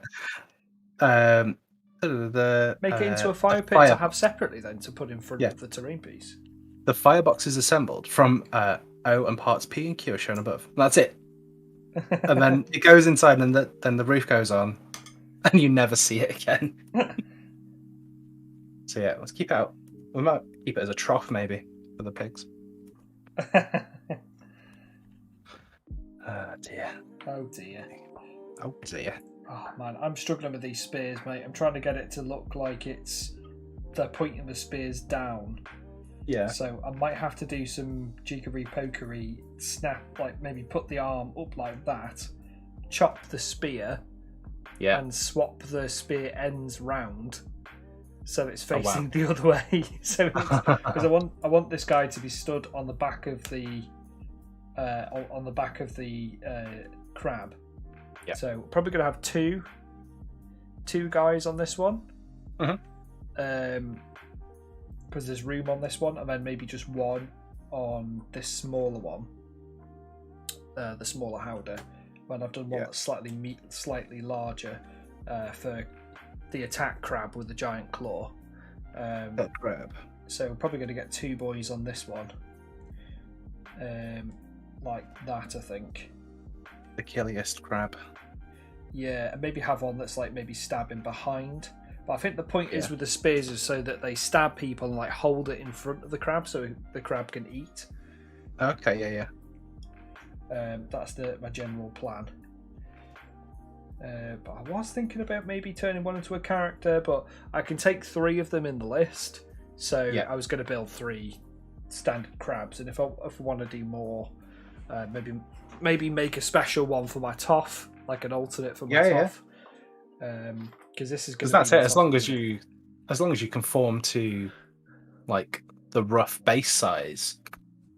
Yeah. You know, obviously, like my Toff's on a horse, whereas it doesn't necessarily say. It just says that it's got 40 and 60. Excuse me. Yeah, 20 and 60 for the Toff, and your Toadie's 20 and 40. So nice. I've gone to the biggest base on mine. Yeah. Because I wanted the horse on there, but you know, you still only move 6. You know, horses or mounted typically move 12. So you know, you still got the same data sheet. It's just I've represented that he is on a horse, like a leader most of the time would be. Yeah. So yeah, you know, you could have your toff mounted on the back of a really like think of the crab from Moana, like the one that's all shiny. You know, he's got all this like glitz and glamour on him. Like a hermit crab. Yeah. He was ace from that film. That was Not Julian. What's his chap name? from Flight of the Conchords. Yes. Yeah. Everybody remembers that show. Excellent show. It's an oldie, but it's a favourite. You know, something like that would work. Oh, definitely. That looked pretty sweet. Just trying to find bloody arms for this. There's none of these spearmen are pointing their spears in the right direction. They're all sort of upwards on these sculpts. You're not playing ball. No, so how am I going to do this? I mean, I could build one like that and have him facing a bit more to the side, like he's in readiness to stab, and then have the other one so with that reverse grip that I was talking about to try and make it look like it's poking downwards. I mean, the other thing is I could potentially put it like that and then chop the spear ends again to swap it so that the pointy end is facing downwards, but it would be coming like at a proper weird angle on him. Stick on with the pointy end. So I might just try this one. There's got a lot of trial and error with this kit bashing. Like I said, I'm very, very much new to this sort of style of converting. Yeah, that way. There we go. There you go. So he can go like that. Because on my stump gun, was that the stump gun? No, it's on the bombard. Wherever the bombard's gone. There it is. I couldn't, based on the bits that I had left, I couldn't get a weapon or an option that worked. Right. So I just chopped his arm. So I just chopped his end off. Do you swap it with anything? No, just chopped his hand off. So this guy is, you can see his little red cuff there. He's got no hand. So is he Helmut the handless? Could be, yeah. He's there just ordering people about with no hand. Raise the spears high and swap the tip. That's what Darwin says. I think that's what I'm going to do, mate. I'm going to try my best. There we go. So I'm just chopping their bodies off because I'm going to put I've got my brutes are sort of these guys, but with the frogmouth helm 3D print parts. So it's the same Agincourt Knights, I think they are, from Perry's. But I'm going to put the guys that are mounted on the crabs with the normal turnip bodies like that. So I'm just going to glue that on first and then see where we're looking from there. So I'm just going to pick something fairly suitable. I quite like that one. Might need to do a little squidge of filing. Squidge. Might be alright actually. Anybody want to share what they're working on this afternoon, on this lovely Sunday afternoon? And we're hoping to do these streams more regularly. This is literally our first live stream for Turnip28. We have filmed 3 battle reports now for Turnip. Yeah. We've got a rules video up there as well for 16A. And some others in the pipe work for the campaign tiles and some little lore videos of our own stuff. So lots of different things coming, and obviously we're going to be at GriffCon demoing the game. So it's all go, and that's like 2 weeks away. Yeah, we'll shout that out again. So if you are in the UK and you're in the south of the UK, the Squid Boys are travelling down to GriffCon. So me and myself and Boaba Rose plus Kitbash, he's going to be tagging along. We've got 2 tables at GriffCon and we're going to be demoing Turnip28. So if you are fairly local and you've got an army, bring it down. Let's get some games in. Let's show this fantastic game to as many people as we physically can in one day. Like try and grow the community. So quite excited for that. Yeah, it's gonna be a fun day. But they've got stuff on, like they've got painting competitions. There's a speed painting competition on the day. They've got Rosemary and Co are sponsoring that. Yes, they are. Yeah. So the brush that you get to take away, which is the brush that you use, is a Rosemary and Co brush. So it's a decent brush. It's not just a it's a nice, but I kind love of throwaway brush. Yeah, Rosemary. So I might see if I can cheaply get in on that. I don't know what the timings are for the day or anything like that. There's also a couple of different paint competitions going on. So there's single miniature, squad, and large base, so like 75mm plus size base, and then like a kids entry. So there's going to be quite a few different options for people to join in with if you want to. Plus, like, there's going to be a load of people there, like flipping Duncan Rhodes is going to be there, Midwinter Minis, us, Esmeralda will be there. Even though we're a very small content, it's got a nice mix of small content creators and some very big content creators in the industry. That is. So I've got the roof on this thing now. Nice. It's a decent little building actually, and the roof is literally like just strips of fur. You're gonna felt that bitch up. Excuse my language. So I think the plan is, we'll get the roof on, and then we'll start looking at the pig pen, the pigs, mushrooms, and that'll probably take us nicely up to the end of the stream. Like I thought, like when you like, I think everyone's had this before. You look at a kit and go, "Yeah, I'll knock that out in like an hour." And you're like 2 hours later, you're like, "Oh my god, still going on." Yeah, well, you've done more than me. I'm still cracking on. Too much chatting. I'm still figuring this out. So I think I'm going to do what's been suggested in terms of like swapping round the spear tip end. And I may even use that long spear that I've got there to swap out for this. So if I can raise the hands fairly high, but they'll be quite in front of his face, that's the only thing. I can obviously use green stuff and whatnot to disguise any... Yeah, green stuff is your friend, like for hiding all the errors. So if I like glued it like that, swap the arms around, and then I can have it pointing down because he can be stood at the front of the crab. Yeah. So yeah, I'm going to try that. I'm going to do it. I'm going to pull the trigger. Just commit. Don't think, just commit. Don't think, just commit, yeah.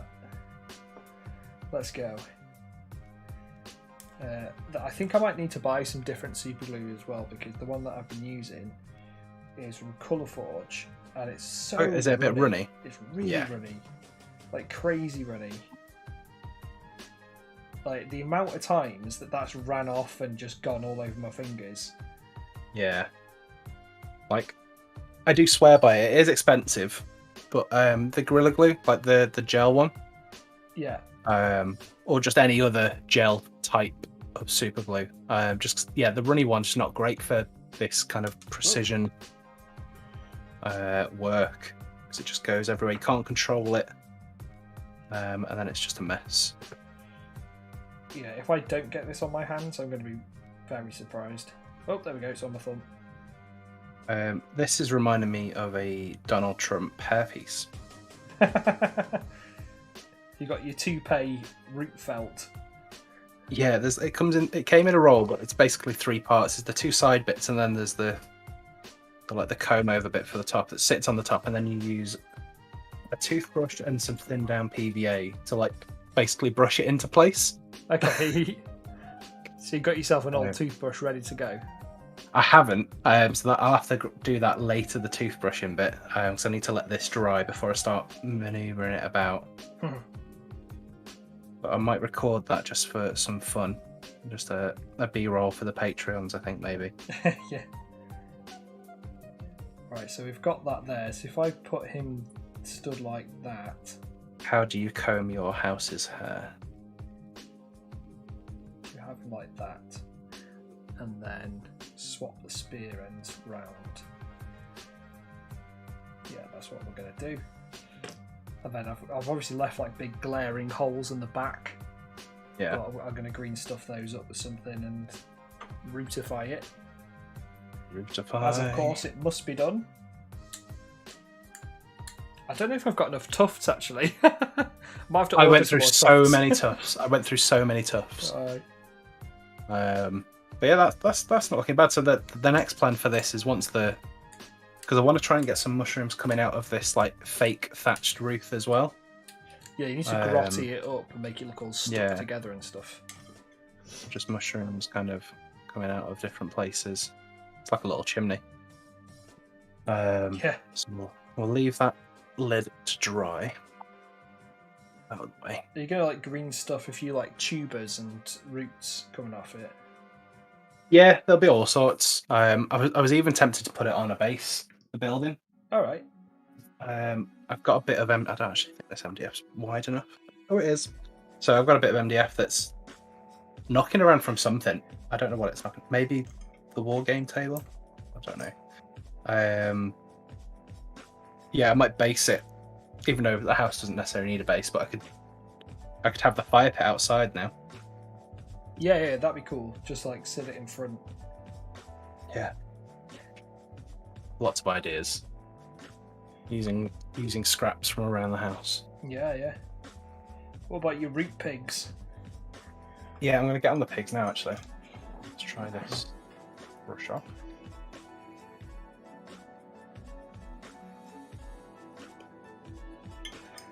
There we go. If this goes wrong, it's so heartbreaking because I've just chopped up this kit. Should be alright. Yeah, just be prepared to chop up kits and it just doesn't feel natural. No. Just like, no. Well, it's like, especially with like Games Workshop stuff, where you spend so much money on them that you're so loath to chop them apart. Like, it's quite nerve-wracking. Now, let's have a look if I've got any Vallejo Gain Colour browns in my pig pen. Are they all primed, are they? Yeah, yes. Well, so I primed this morning. So it was obviously MDF coloured, and I just primed them. The pig pen in just black, and then the pigs in Wraithbone. You have to move to your right a little bit, can't see them. Oh, sorry. Although they are just pigs, they've got like a fur detail that's been put into the metal. Yeah. So hairy pigs. Ear Nice. pigs. So let's go for some browns. So what sort of colours are you going to go for your little piglets? I think the piglets are kind of going to be, I'll say pig coloured. I think pinks and so I'm probably going to, yeah, I think so, yeah. But then there's going to be some mushrooms kind of growing on them, around them. Yeah. So yeah, I've got the fluorescent colours for the horse / zebra thing that Charlotte wants me to do. I still need to source one of them. So your wife wants you to do a root zebra. Yeah, like a mushroom psychedelic zebra type thing. So we bought the only fluorescent colour I couldn't get at the war game show was the green. Just they didn't have it in stock, so I got the Esmeralda, it's not a fluorescent colour, but it's kind of similar to the green, which is pretty nice. Esmeralda, there you go. So the model colour fluorescent ranges are fantastic. I've had the orange one for quite a few years now. They are very, very thin, so just watch out for that. I suppose they're supposed to be more glazed, I guess, on. Yeah, mixed into things. Just to give it that fluorescence. And then I need to get I guess I need to get a UV light then. To show them off. I don't actually own one of those, but I've seen loads of people like with this special glue where they put the glue on and then they have like a little UV flashlight and they cure the glue with it. Oh, so right, yeah. Like, just dead quick and effective. Is it not just like a resin then that just cures with the UV light? They're using resin as a glue?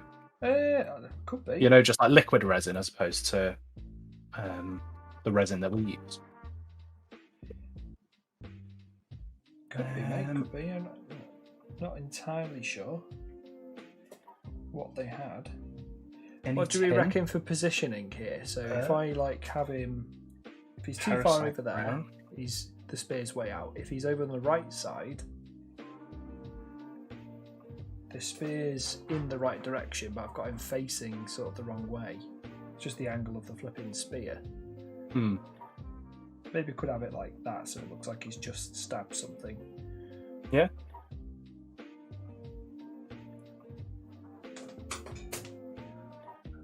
Yeah, I think at the front where you had it looked good. Like what, towards like that? Yeah, like he just obviously I guess because you've not got a subject where it's in his pincers, like where he's been stabbed. Yeah. But So, yeah, something like that. I think about there would be good. Yeah. Okay. You could even, if you were feeling brave, don't know about that. green stuff a little turnip on the end of the spear, and it's like a carrot on a stick, turnip on a stick. Yeah. Driving him forward. That's a good shout. Yeah, just get a little blob of green stuff and just like stick it towards Yeah. the end there. That's quite cool. He's chasing after it. I might have the other knight like facing behind him. It's like one up front, one behind. That would be cool. Smoky ink. Welcome in, Babaloosh. More turnip stuff. Currently putting together fodder and toffs. Yes, mate. Good to see you. Thank you for joining us today. This is the first Turnip28 live kit bash painting chatting stream, so we want to know what you're working on, what cult that you're doing, and just generally start doing some of these. I might do one a month. See how we feel, eh? Yeah. Would you do like to do a bit of YouTube content for Turnip? I think it's just so easy to do it as well. Like, yeah, the possibilities are endless. I'm going to try a charred brown as my first colour. Nice. It's not been open, so it needs a good shake. Yeah. Ba-ba-ba-ba-ba. Get a tricep workout. Go. That's it. I'll say I've seen a few people get those paint shakers recently. Yeah. I've just shown no interest in it because of, you're getting a little bit of exercise, aren't you, every time you're doing a little shake up. That's why I use contrast paints, because they always need shaking up. Oh, yeah. And they need a vigorous shake up. You need to, get your vigorous shaking muscles going. That's it, yeah. And I'm not saying like you don't take pride in your work when you're doing Turnip, but I think you can be a little bit rough and ready in your application of the paint as well. So that speeds up. Like when you think like, oh god, I've got to paint like 20 Space Marines. Whereas like, oh, I've got to just like throw some paint on some fodder, or you can be a bit more rough and ready, I've found. Because like those little mistakes just kind of lend themselves to the overall look as well. Definitely. Do what you want with it. Right, Have it your way, as Burger King would say. Yeah. Alright, so we've got that chap facing that way. I might have his mate facing the other side, or slightly off to the left. Like that. I honestly feel like these guys have got like no safety net. So, I mean, that is quite Turnip in a way, but this crab must be very slow. Yeah, you could have them, like think of like Pirates of the Caribbean, like part of the ship, part of the crew type thing. They could like, their feet could be molded, or like a load of dirt in, so like they're just always in that static position. Like stuck in place. And just stuck in place. They could only kind of move within the top bit. Well, I've got more cocktail sticks, so I could like chop the cocktail sticks up and put some like fencing, like a couple of little bits of fencing up there. That might be quite good. Health and safety. It's got these tiny little rope bits, but they are, because I scaled this piece down, didn't I, from the watchtower? That's right, yeah. Which is probably like massive. And I've scaled it down to that. Well, yeah, it's supposed to be this big, isn't it? Like this is the the original. And that's size. that's a fodder on it on a 32mm base. Yeah. So that rope net thing might have done something. That's not exactly health and safety, this game, so all good. You could still have like netting off like the side of it, maybe like off, just as like part of the like capturing its prey, maybe like netting that they would throw. Yeah. Well, that's a good idea actually. Like a fishing net type thing. I have to buy some like hobby net or something, or like just use some like old rope or something. Yeah. Soak it in PVA. It'll start to harden up, won't it? Mm-hmm. Oh, did you see that picture of that clear PVA I bought? Yeah, that big bottle of clear PVA. It sort of worked. It's not as This is for strong. your bases, wasn't it? Multi-basing Yeah, bonanza. it's just doing a big batch of bases, and I've I've soaked it on, I've dabbed it on quite vigorously, and got loads down. And once it had dried, the cork sort of peeled away, so I've actually had to go back in with some super glue and like get that and try and push the cork pieces down.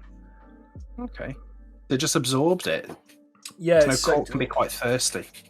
Yeah, definitely soaked it up. And then I ended up, once that had set, I watered some of it down into like a spray bottle. Yeah.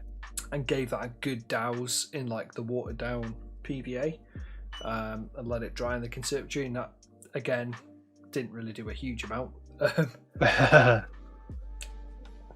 I've put the Agrel on Earth now, so I'll just show you.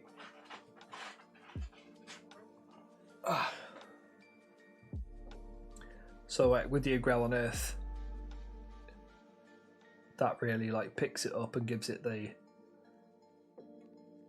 choppy, cracked textures.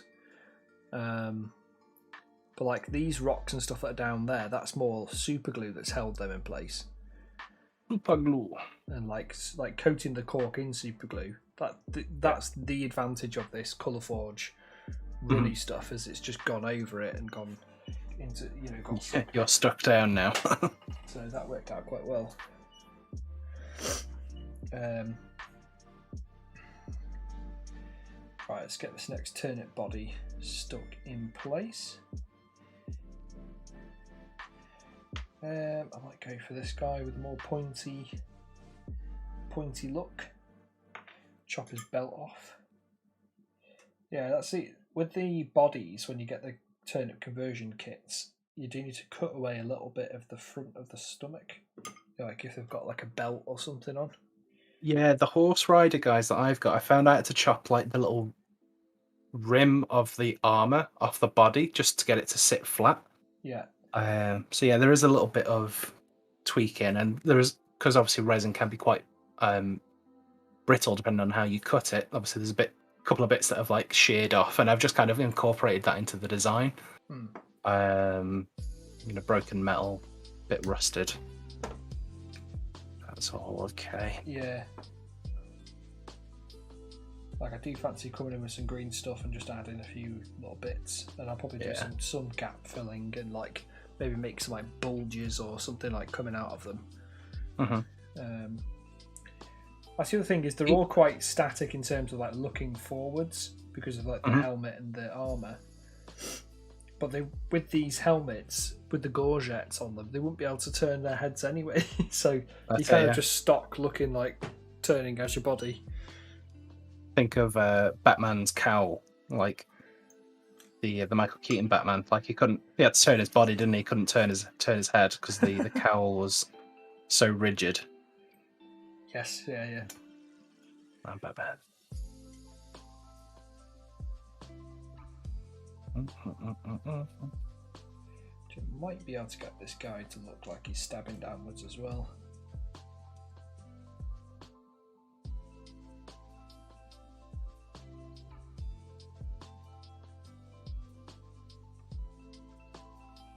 And what I was going to say is, even if like you're not into wargaming as such, like you're more the creative side, this is an absolutely perfect project if you just want to build one of the cults, one of the special cult units, or whether you're like, I've really got a cool idea for a Toff or a Toady, then you can do that, and it's just, it could then be utilized in another game. There's like one-page rules games that you can just utilize those miniatures in different things. Yeah, it's just it's really cool for just being creative with, you know, kind of very kind of limited boundaries, I guess. It's really good. Yeah, it's a very fun game. It's a very, very rich narrative. Yeah. I'm trying to think how I want this guy's other arm. Might try one of the long spears. You should put his arm on his head. Yeah. Like, if I'm going to have two on the back of this crab, then get them back to back. Charlie's Angels style, yeah? Yeah. So they're stood like that. And then maybe I could have a long spear. I mean, they could be like, he could like just be stood behind him. Yeah. With a long spear, but moral support. Could be, yeah, it's going to be quite tricky to try and get that to land. Or just off to one side. Right, so that is the base coat of charred brown or marron carbonazado. I've added some extra letters in there. Let's look at the next colour. I'm going to do a bit of dry brushing. Spanish pronunciation. Sí. Sí, señor. Sí, señor. Muy oblong días. There we go. So if I have it like that, I can just chop and swap those around. So it's going to have like a really long spear on this guy. Yeah. I like to think that he's doing the whole Titanic and he's just stood behind him holding on to him.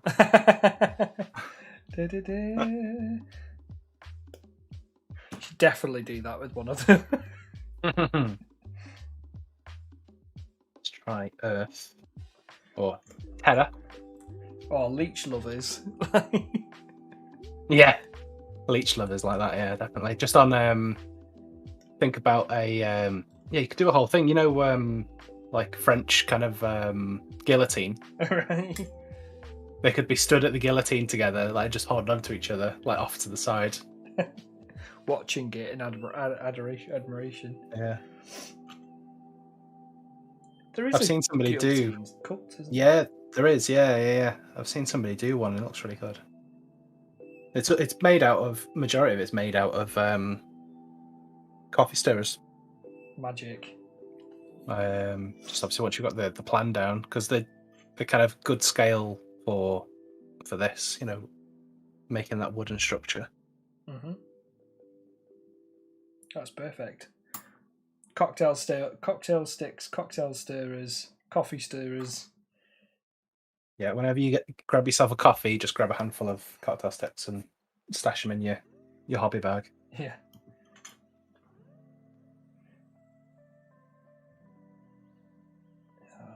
Just trying to marry that edge up on this side, like flatten it out a little bit. Jez Hunt, love this game. The whole mud punk, yeah. It's a whole thing that developed from a weird aesthetic idea that's canny cool. Hell yeah, Jez. Very cool. Like, there are a couple of other like games similar to it, like Sludge 28. Yeah. Ink 28. Any others that come off the top of your head there that's similar? Not that I've seen, but you know, it's, I think, kind of independent skirmish war game like this, where, you know, we've just taken an idea and then just ran with it. You're seeing more and more of. Yeah. Which is really cool because it just gives a bit more variety, doesn't it? Away from your mainstream war games. But then, you know, eventually, you know, it would be nice to see that this becomes a mainstream or more popular. Yeah, I mean, it's already got a bit of a cult following, hasn't it? So it has. It's on its way. Maybe that could be the next cult. Just the fans of Turnip. Yeah. Obsessors. Oh, man, my plastic glue's dried. God damn it. Oh no. I don't. Oh man, I hate it when that happens. I'll try and ram this cocktail stick in it, see if I can dislodge. I get a lighter on mine, on the needle. You do a little The plastic flamethrower, one. do you? Yeah. It's not the Oh. best, but it works. There we go, that's working. Just need a little bit of cocktail stick action, just a little poke. Just little pokey pokes. Just dry brushing this pig pen now. Yeah. Getting these army painter brushes working. Oh, they're perfect for scenery, those brushes. Yeah. Yeah, the mighty dry brush. Like, I pretty much ruined the smaller one. Yeah, the smaller one of mine's got a weird, like, it's got like a weird Don King throw on it at the minute on mine. So I was dry brushing small amounts of grey on it, so it's got like weird little hair colour. Well, I did manage to save some of it with the Masterclass brush soap. Yeah, I do that with mine because they get abused. Like, and that saved it. Like, the dry brush I've been using would have been painting these orcs up. That's had an absolute beating. Jez says, I stumbled across the Wield, just got a similar look and feel, and the Last War is screaming to be rooty and muddy. So there you go. So that's two other games, the Wield and Last War. I've not heard of any of those, so I'm definitely going to check those out. I hope they're of a similar vein where it's all about just making and kit bashing and having fun. Fun. There's nothing else I'd rather be doing on a Sunday afternoon, right? Absolutely. Unless we're in a beer garden, but Not quite the weather for it today, is it? no, it's a bit murky today. Or as we say in the UK, it's muggy. It is muggy. Right, so we're going to have this boy. I don't know if I want to put him like right at the back.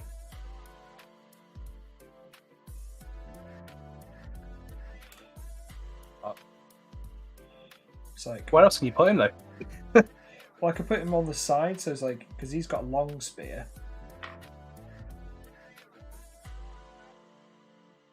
So he's like maybe trying to like stab one of the guys like flanking the crab. Yeah. And then his mate with the slightly smaller spear is like, this is the feeder guy, so he's the one that's like stabbing him and pulling him into the mouth. Yeah. The feeder. Got to keep these crabs entertained, otherwise they'll turn on their masters. I just watched Aliens. Oh, what's it called now? Love, Death and Robots. Have you watched that? Love, Death and Robots, no? Afternoon Chimera Wargaming. So Howdy. Love, Death and Robots is like a really cool series where they've got lots of unique individual like indie developers and like indie creators, and they'll like make like a short video with like their own animation style about aliens, zombies, robots, this sort of thing. It's just put them season 3 out recently, but there's one on there where it's got a giant intelligent crab that takes over this pirate ship. So that's got me enthused to carry on with my Knights of the Charybdis. Yeah. I'm going to try and do a smaller dry brush of camouflage green, just to add a greeny, like, you know, when wood goes a bit mossy. Yeah. Yeah. Verde camouflage. Camouflage. Camouflage. Hopefully there's no Spaniards in the audience this afternoon. It's actually butchering it. Butchering the mother tongue. Oh man. Chimera Wargaming, you got any turnips on the go at the minute? What are you working on today, mate? I'm just going to glue this arm down, and then I'm going to think about positioning him on the base. Just to make a decision for me, otherwise I'm going to be here all day, just playing around with positioning. Ooh, that's close. Well, always cautious with the game colour dropper bottles because of that one that exploded on me.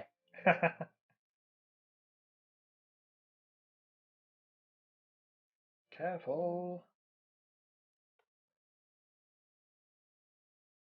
Okay. Not sure what we're going to do with his other arm, but we've got the spear in place, and maybe. Nice. So we've got a couple of ideas. We could put him along the side like that, so he's sort of attacking the same place. Yeah. So he's like both spears are pointed towards the front and the right of the crab. Maybe like over his shoulder a little bit.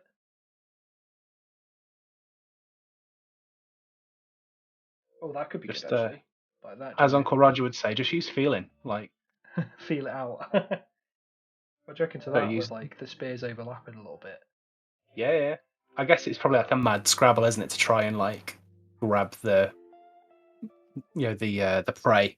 Yeah. They might be kind of getting in each other's way, trying to make sure that they get it. Whoever gets the stab is sort of the winner of their little competition. Yeah, maybe, yeah. Wield, I found on Instagram, it's more medieval, and the last war is from the bloke that did Morkbork, but as a World War I horror game. Ooh, that sounds fun. I do like weird war style stuff. I do actually have a small Conflict 47 Japanese army, which is like weird war with strange rift tech. So I've got like a scorpion robot crab walker thing for my Japanese, and they have like an exosuit thing as well, which is very cool. Like sort of imagine World War II. Oh, thank you for the sub, Hayden. Thank you. Welcome in. Thank you. Welcome. For those of you just joining us, hiya. Welcome in. We are going to try and do Turnip28 based streams each month. Cry havoc and let slip the crabs of war. Have at you. I'm digging this actually, with this guy like pointing his spear over the top of the other one. Yeah, man, definitely. I've just put up. He's stuck down, so these two are both stuck down now. On my little howder. Committed. I've committed. I've done it. Oh. Here we go. Definitely going to stick in some more tuftage on the back of the crab. Yeah. I've also got this. I think I'm going to save it for one of the others because I've got 2 more crabs to do. And this is the largest howder that I printed. But I have like essentially like a flagpole with a corpse on it. Love it. So it's like a stake. So I was thinking, like, so that's that guy. So maybe this. You can even have the crab holding that. That would be awesome. That's a smart crab. That's a smart crab you have there.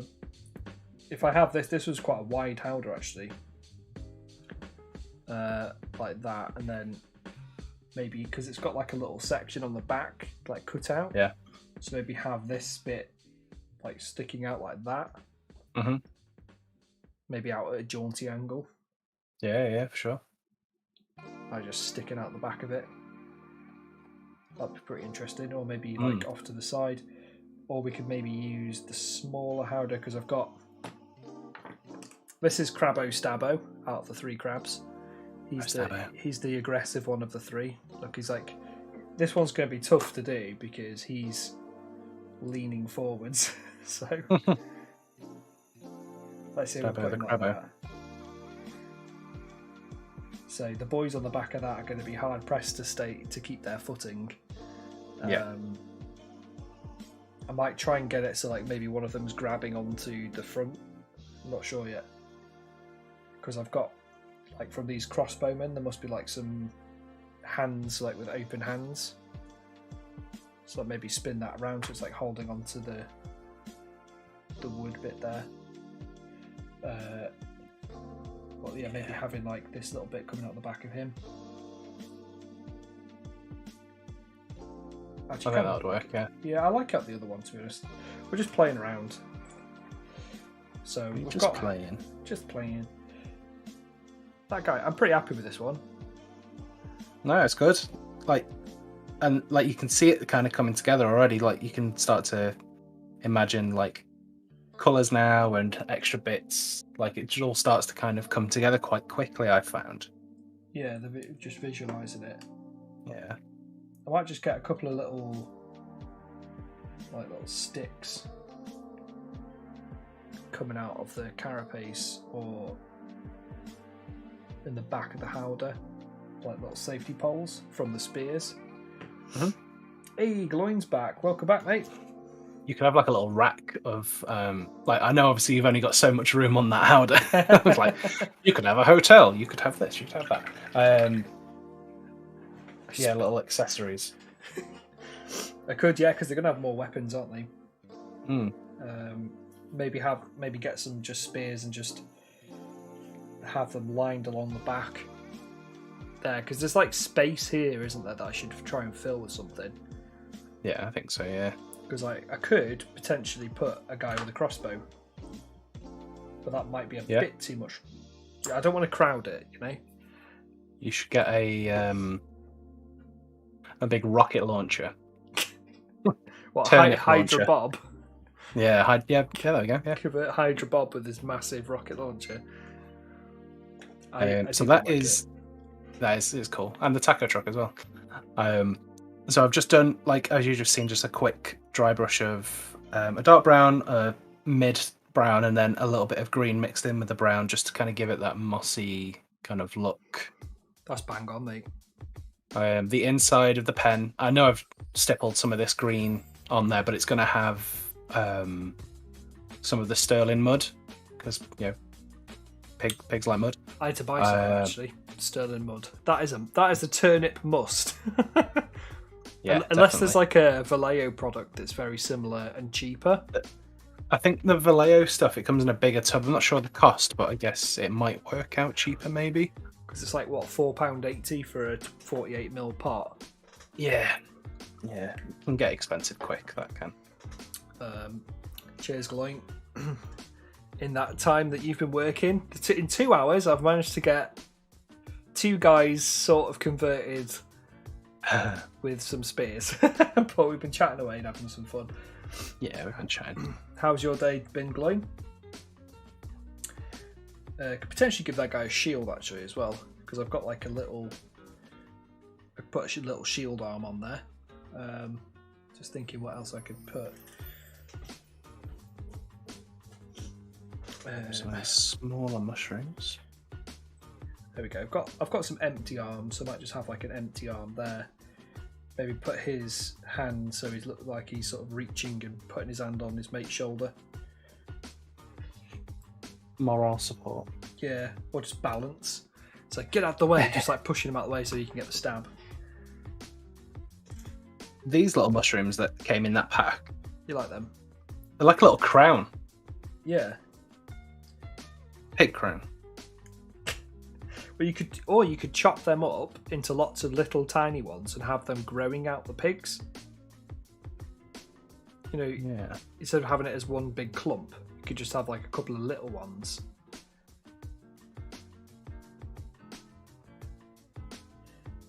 Good. You got some, is it hobby time now, Gloin? Sunday afternoon, hobby time chill. With the boys. There we go. So if and I've already glued this guy's feet down, but this is going to be difficult. It's going to be difficult. Actually, with his arm extended, it looks like he's trying to push him off. You're eating him off there. I might actually go with that. I mean, I could snap him off and just move him slightly closer so it looks like he's got his hand on him. Yeah, I'm going to do that. I think that seems to be quite suitable. I'm looking at these 2 mushrooms and I'm thinking, could I use these and make them into like stag, like a pig with like mushroom stag horns? They're quite big for that one though. Yeah, they're quite big. Yeah. Maybe some slightly smaller ones. Thanks for hanging out with us today, Jez. I hope you enjoyed yourself, and stay tuned because we'll definitely be doing this again. We also stream on Twitch as well, Wednesday, Thursday, Friday. So if you do like what you see here, we do a regular hobby stream on Twitch, but this is a Turnip28 special, so we're going to keep those for YouTube. Welcome in, Simon. How you doing, mate? What are you working on today? Whoa. This is going to be proper tricky getting this on here now. Yeah. Trying to get some of this super glue. No break time before I finish up work for the day. Oh. Break time, break time. What time are you finishing? 6 o'clock?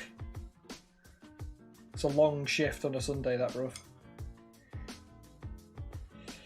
Oh man, I am struggling with this super glue. It's like literally going everywhere and it's sticking everywhere. Yeah, that's too runny. I've got a pair of tweezers. I'm going to try and utilise some tools. 5 minutes later, I've super glued the tools to me. No. Tom Tweezer hands.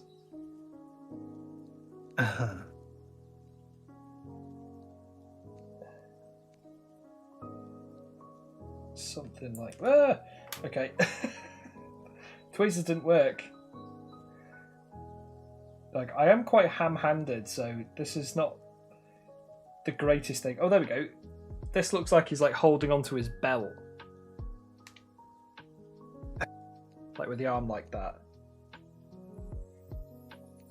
Get the gel out. Hey, don't have any gel. Unless Jono can like teleport his gel through the screen. Somebody invent teleportation already. Yeah, like the gel's way better because I've just been able to gel those on. Boom, done.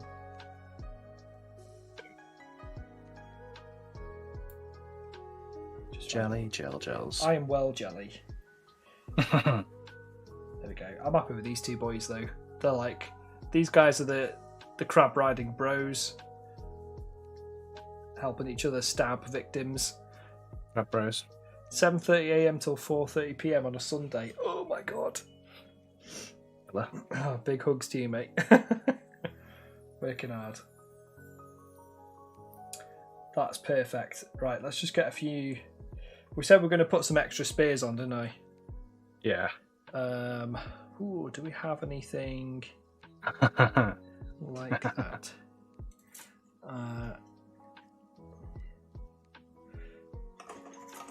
Just have a little dig.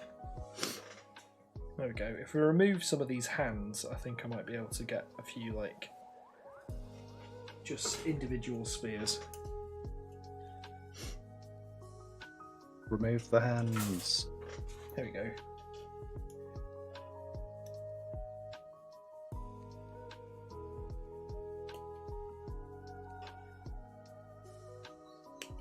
I'll chop them all up though, because I've got 2 of the crabs to make. We need to have extra spears in the bank. Yeah, don't waste them all. So like maybe like hooked onto the side, like hooked onto the back here. Something like that. Yeah. Go crazy. There we go.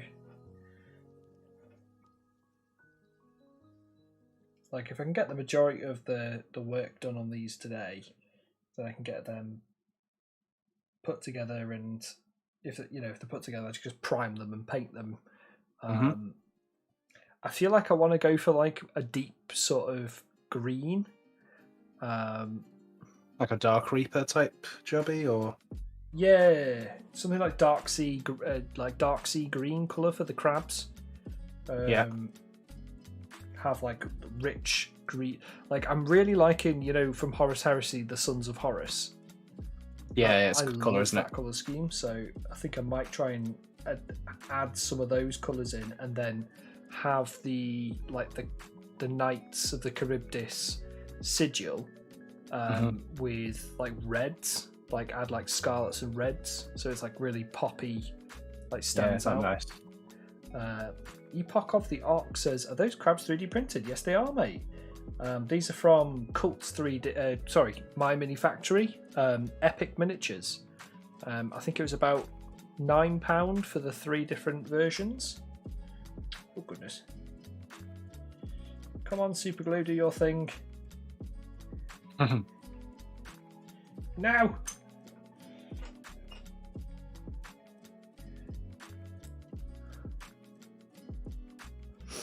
Going from working with military dogs to design engineering. Ooh.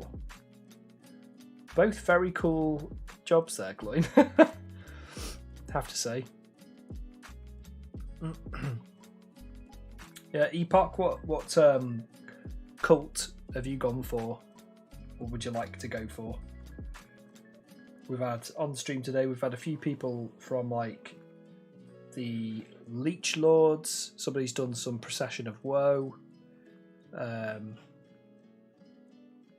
Yeah, love to see all the variation. I wonder what the most popular one is.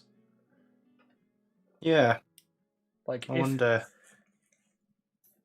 If Max was to poll it, like put up a poll, what would be what's the most popular? Yeah. Leech Lovers. Epoch says all about the Leech Lovers. So that's two in chat that have really liked the Leech Lovers. Yeah. Yeah, I'm pretty happy with this crab, man. I think he's looking pretty sweet. No, it's good, man. You should be happy. Pleased boy. Might put like a shield or maybe a flag on there. Maybe should have made that higher so that the spear had a bit more height. You can do that on the next one. Well, I'm just thinking of putting a flag on it now. And I've like chopped up all my log. Oh, I've got cocktail sticks. What am I doing? Literally have cocktail sticks right here in front of me. Bombard, Leech, and Slug. So you've also got 3 cults. There you go. So it seems like once people get going with Turnip, it's like bang. There we go. There's multiple cults already. Yeah, I think because the cults are 1 or 2 models, it's pretty easy to just push, put them in, bit of flavour. I want to do this time, or like I say, I think that's where I would go next with mine is adding another cult, be it the Rockets or something like that. Yeah. So Simon says, "What is this Turnip stuff all about?" It is indeed a game of sorts. So a little bit of history. So the designer, Max Fitzgerald, put this game together and just started doing artwork for it. Then created a Patreon. People started loving it. He's come up with his own rule system. It's really fun. Like, if you stick about on our YouTube channel, then you'll see we've got 3 battle reports up already. We're hoping to work on some more. So the game itself is really fun. It's simple. Like, the rule set is simple, but at the same time, it has like a really nice layer of complexity. What do you reckon, Johnny? You've played it. I've not actually played it. I only filmed the games. Yeah, it's very much I guess it's a disgusting war game based around the land of Sist, which is obviously the fictionalized world. Kind of anything pre-Napoleonic is game. Essentially got to the Napoleonic War, and then all technology ceased to be. No further advancements. Obviously, kind of things mutate over time. The root kind of takes precedence, and then it allows you just to go a bit crazy with it. So you're not looking at like laser weapons, you're not looking at tanks, you're looking at very kind of basic rudimental sabers, swords, pikes, crossbows, black powder weapons, pistols. Yeah, so black powder is in the game. Yeah, so it's very basic, very highly inaccurate. But the game is a you go, I go activation. So you're not like other war games where it's like I do all my whole army and then you do whatever's left. Which sometimes isn't a lot. You get that you go, I go, which is quite cool. It's on a 3x3, so you didn't take up too much room. You have your top, who's your leader, who then has 2 followers underneath him, and then you have 2 toadies, which are your kind of your lieutenants or your haphazards, kind of second in command, and they have a follower each. So you've got what's that? That's maths. 7 models basically, or 7 units. as a base. You can have larger games. You just add more toadies, more followers. Kind of apocalypse style games would be quite cool. In the future, obviously people are building out their collections, and then the cults are where your flavor comes in. So VulkanLifts has gone with the knights. It's a Feast of Charybdis is the cult, isn't it? Yeah. You kind of gone Knights of the Charybdis. So they have crabs. I've gone Cult of the Grand Bombard, which has the Grand Bombard cannon, which is this one here. There you go. Thanks for the sub, Simon. Thank you. So yeah, it's you don't have to play with the cults. I think cults, once you've maybe got your head around the basics, it's perfect to just add a bit of flavour in. And this takes up one of your units or replaces your Toff or Toady, depending on what the cult is. And then there is a mutations mode as well, which we've not explored properly.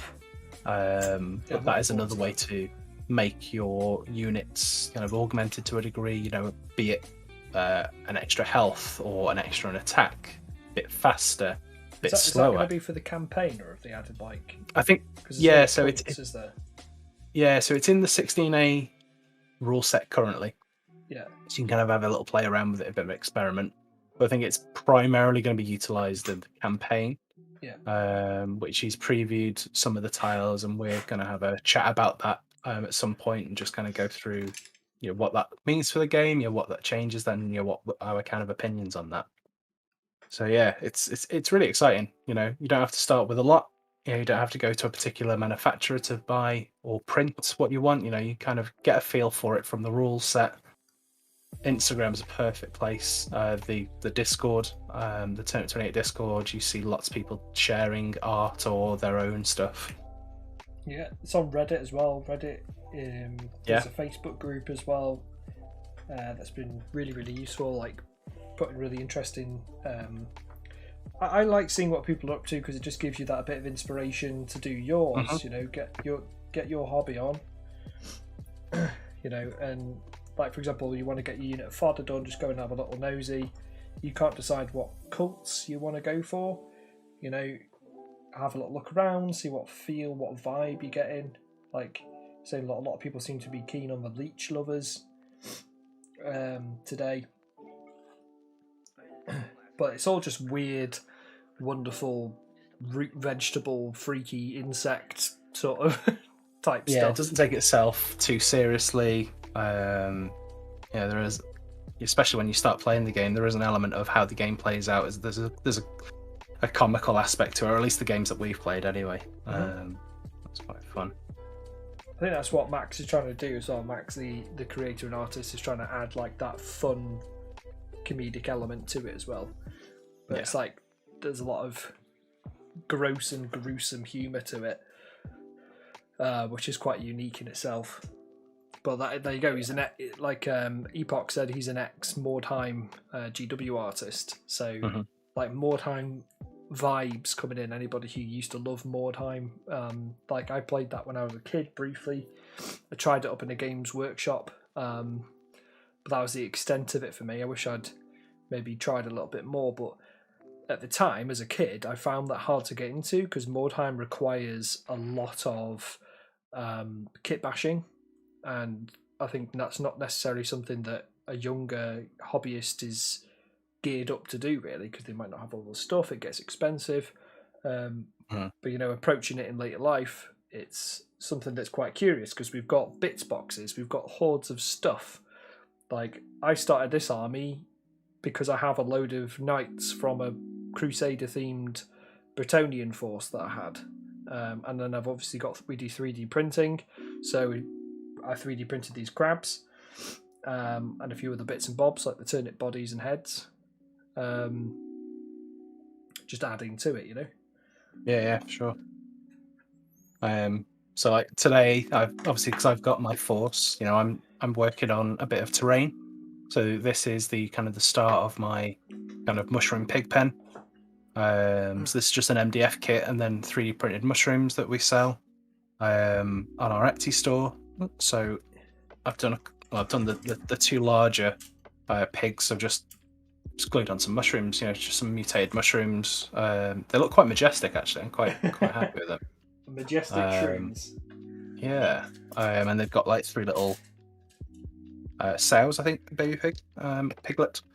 So I'm just going to try a bit of Gulliman flesh just to kind of get a pink tone down on the pigs, and then I can kind of decide what colour I'm doing the mushrooms.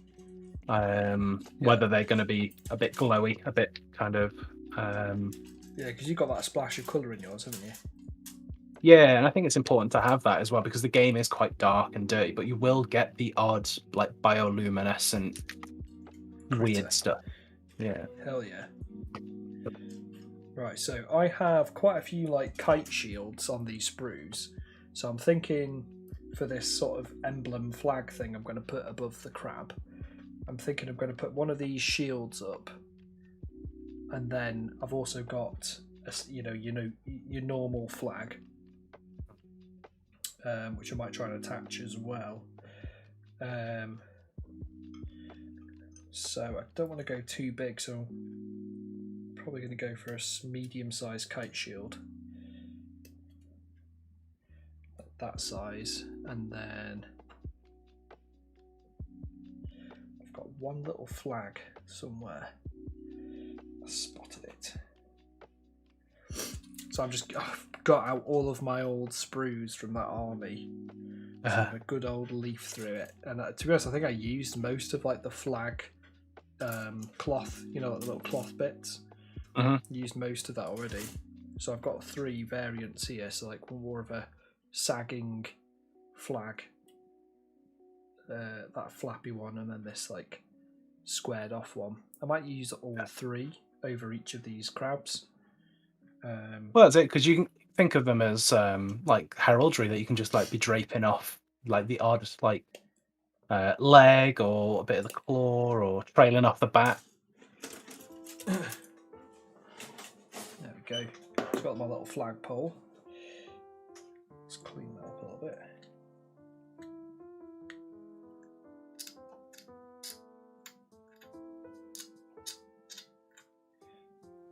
What time are you? Can you go till, Jono? I think, what time are we now? Coming up to 3:30. I could probably go till about 4ish, I reckon. So that'd be like 3 hours or so. Round out. So we'll be putting this. So if you've missed part of the stream, hi Warlander TV. If you've missed part of the stream, we'll be putting this up on to YouTube as well, for you to kind of watch back if you wish. We'll be chatting about different bits and pieces, haven't we, throughout the stream, and then chatting to people as they've come in. Yeah. Nice and yeah, we don't want to get it all done in one day, do we? We want to tease this out a bit. Yeah. It gives you an opportunity now to go and find stuff that you're missing as well for next time. Yes. Yeah. If anybody wants to get started with it, the whole community around this game is fantastic. Like, everybody's been really, really nice, really supportive. Yeah. There's not a lot of content out there for it at the minute, so what we have done in terms of like the battle reports has been appreciated. Warlander, I knew like when we told you about this originally, I knew you were keen. Good to see you, mate. Have you managed to pick out anything that you want to do with yours now? I also use my stuff to play Sludge as well. Okay. So you get double whammy out of your gear then. Double whammy. That's very sensible of you. Just trying to think of how. So if we get the Night Shield sort of placed on the staff. I was thinking of maybe putting a couple of shields along the howdah as well. I think you should put shields all over it and turn it into an armoured crab. Shields on a shell. Roman kind of shield techniques where they all kind of huddled up and into that like kind of walking shield battery thing. Yeah. The testudo it's called, Johnny. Thank you. I was just about to say that. Testudo! So if I stick that on like that, look at how that looks from behind actually.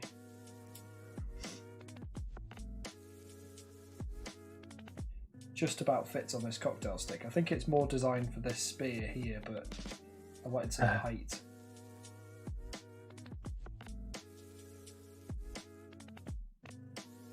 Yeah, I'm just going to file away a little bit.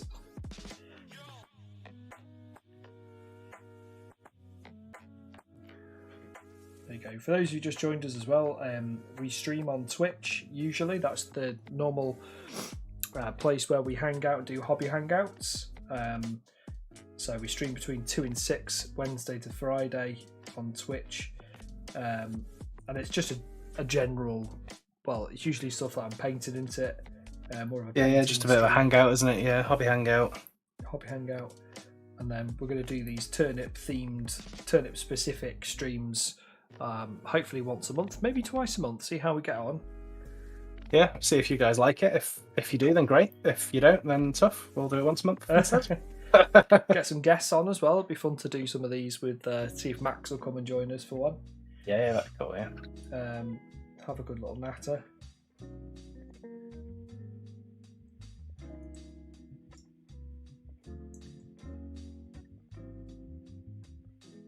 I'll let those pigs dry. There you go. I think I'm going to have that like that. Yeah. So I've picked the angle of my banner. I'm just going to get that down. Oh, this super glue, man. Like, it's not coming out and then it'll all come out. It'll just go everywhere. So I've got to be super careful with it. Looks like Warlander is having a hot nerd summer. He's going to be having all of his turnip stuff. Yes, mate. Looking forward to seeing that. Start converting up your army. What sort of what have you been looking at to use as your base for your miniatures? Have you gone for warlord stuff? Somebody said before they've done it with Frostgrave, like Frostgrave miniatures. Like I'm using Fireforge. You're using Civil War of Independence. Yeah, warlord stuff. Yeah. Play warlord games, Perry miniatures.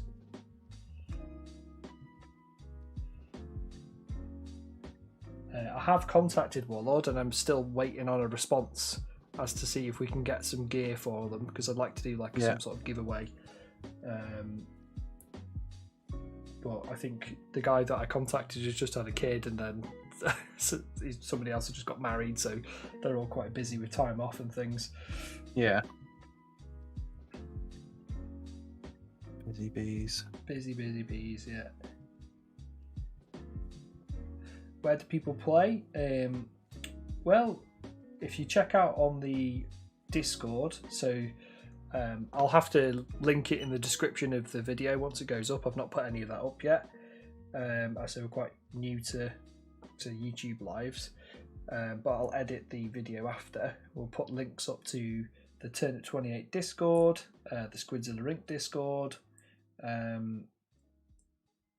So with the Turnip28 one, you know, you'll find a lot of people who are doing this, and anybody local to you to get some games in. Whereabouts are you from, Epoch? Are you UK based? There you go, Johnny. What do you reckon with that shield on there? Got the flag. Gander. Yeah, nice. I like that. Coming together. Yeah. Do you think that's enough, or do you think I just need to add a little bit more bits? I think it's probably all right. You know, I think you'll probably add more bits via tufts and maybe some green stuff like whatever, or mushrooms and stuff. I think that's where you'll find your next bits will come from. Mushrooms. But I think that's pretty good. Yeah. Maybe could grow some mushrooms out of them. You're from Newcastle. So we're up in Cheshire, so not too far off from you. But there is a little map on the Well, it's a Google thing and then a map on the Turnip Discord where it's like, where are you in the world? And then obviously like you can kind of meet up or meet a kind of a gaming center or whatever and play. I'm pretty sure I've seen, and I'd have to look again, that there might have been like a TTS mod. Really? Yeah, I'm sure I've seen something like that knocking around somewhere.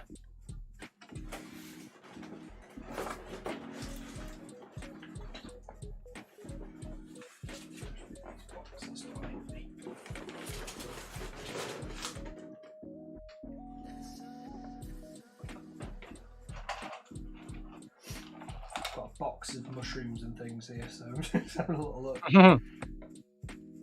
I literally had 2 balls of blue tack with just mushrooms put into it, and then just primed that whole ball of blue tack. I've got some stuff like these long fungi clumps, so these are some of the failed prints. So I can maybe like grab some of these and add some little shrooms. A little clump, a nice little clump of shrooms. Got some birds as well. Can maybe sit a bird on top of.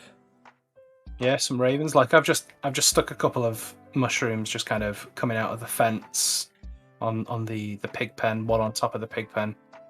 I'll use some moss and stuff to kind of blend that in, and then just growing out at the top of the mushroom. Just got a couple of out of the larger pigs. I've got a couple of mushrooms as well.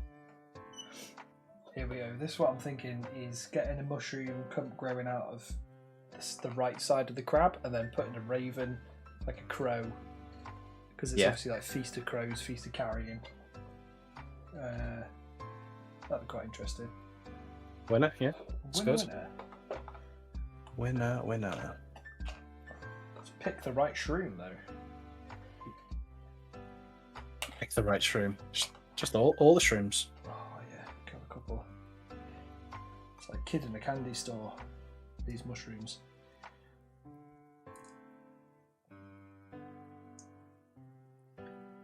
Be have it like growing out of it like that.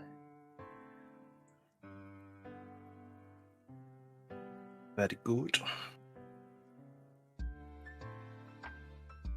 Yeah, Mr. Raven could probably sit on that nicely. Mr. Raven. What else we got? We've got some of these. Let's get a couple of them out.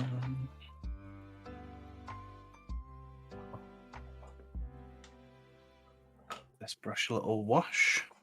I've got some of the shields that are from the Frogmouth set, so.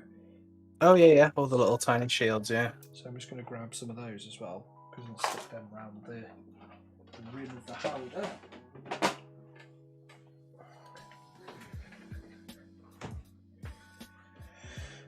I feel like the raven's quite big, but they are quite big birds anyway, so. Yeah. Yeah,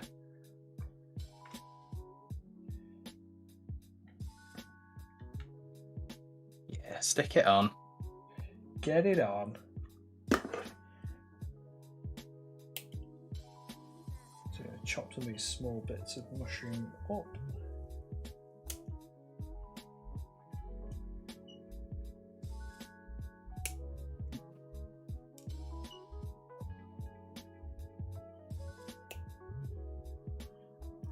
Magic.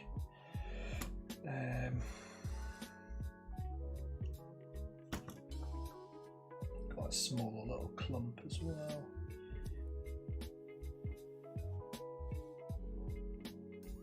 I'll try and squeeze a load of tufts in, but he's already got like these little coral bits under there anyway. Yeah. Just get some tufts on your dudes maybe, or. Well, I'm going to get the tufts on now because otherwise I won't be able to get in underneath the howdah once I put mushrooms around it. Right. Okay. Yeah. I'll just mute the mic so I don't break everybody's ears with my drawers.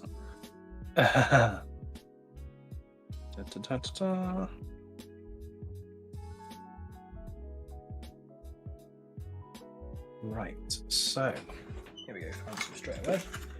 Got some standard sort of swamp tufty things. Swamp tufty.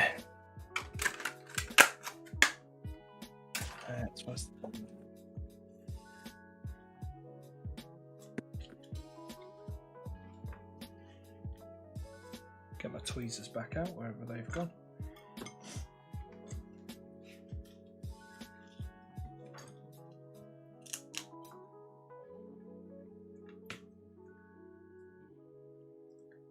So that's Get the...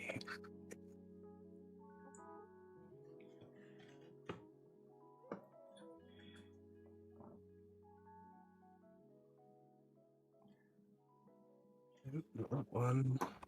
This is definitely the best bit about doing the turnips right here. Is just getting your tuft on. You get your tuft on. Where is that paint?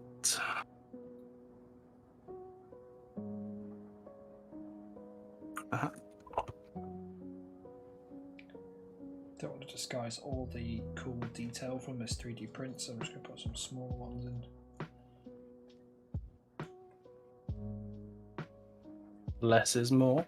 Yeah, sometimes.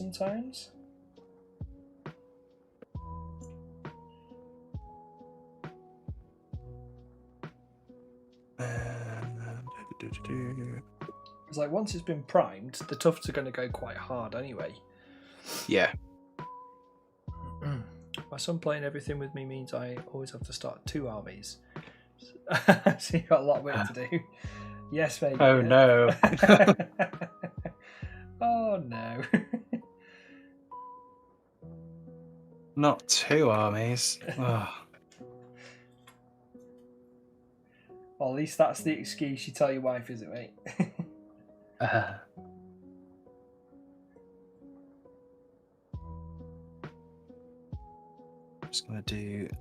gonna try these fluorescent paints on these mushrooms, I think. Yeah.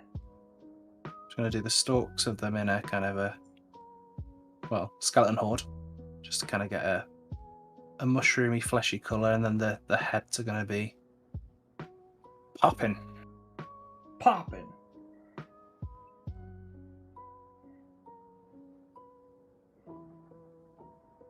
Right, I'm just trying to tuck these tufts into that little gap on his arm there, mate. Being little tricky buggers. Yeah. Be quite rough with the tufts, just to kind of get them pushed into where you need them to go. Oh, I've snapped this shield off as well. You are ham-handed. Yeah. Captain Ham Hands. There's also not that many contact areas for the glue to sit on. Yeah. But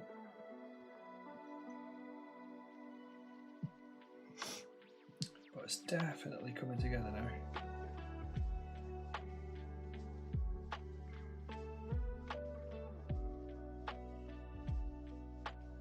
Okay.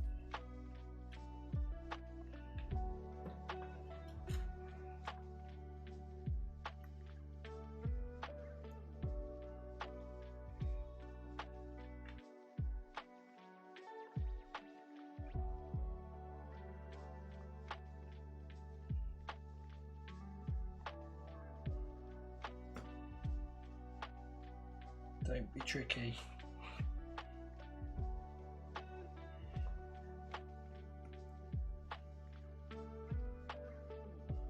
That'd be tricky. Oh man, I've managed to... It's gonna be tricky. Yeah. Say not like this. Come on, man. Get stuck in there.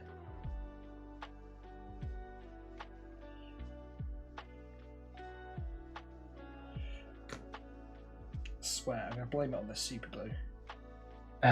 Being an absolute rascal.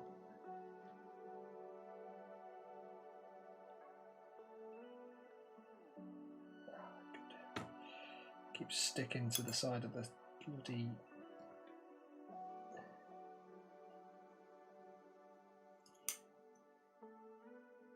There we go. Just trying to like tuck it into it disguises like the joints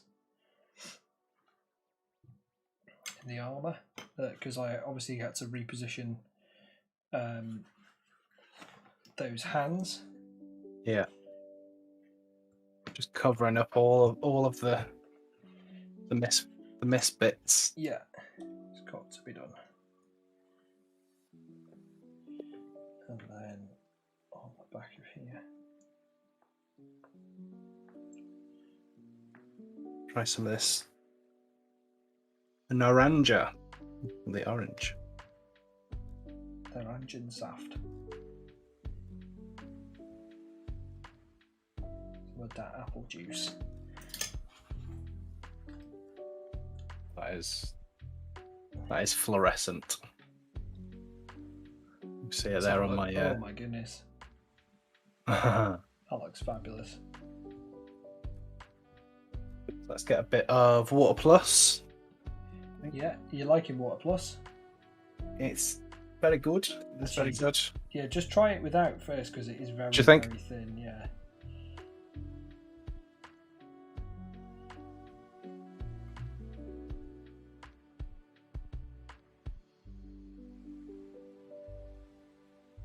Okay. There we go. Tucking these tufts in. Right. I'm just going to blob a little bit of super glue on top of that so it soaks in. Oh, too much, too much.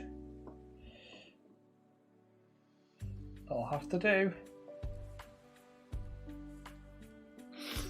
I'm going to do a French kohlrabi faction while he wants to do a more medieval mushroom themed. Yes. No, you're welcome, Warlander. It's just a very rich theatre for you to really go to town and enjoy it. You know, I might have a shroom coming out this guy's back as well. There's plenty of space in that little shoulder gap that I've left.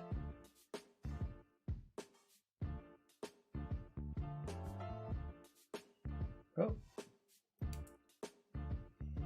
Also, because Warlander said mushroom nights. So. Yeah, it's super like fluorescent, isn't it? Like making my eyes going funny just looking at it. Yeah, it's bright stuff.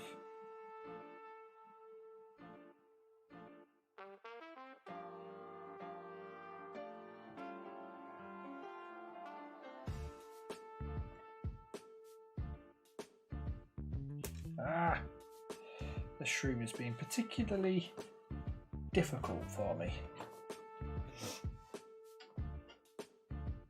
Not behaving itself.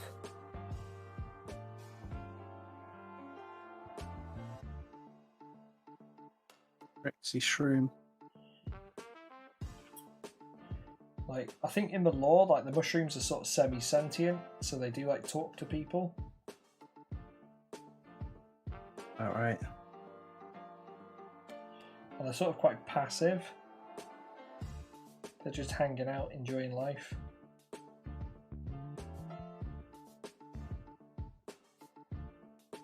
And whatever they want to do. Yeah. So everything's food for them in this game.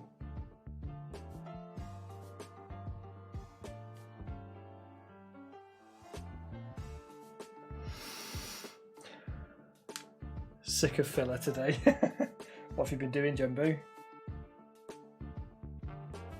Been filler primer in the terrain MCP.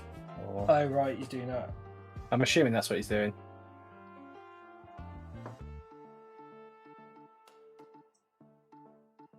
Things you do to get away from layer lines.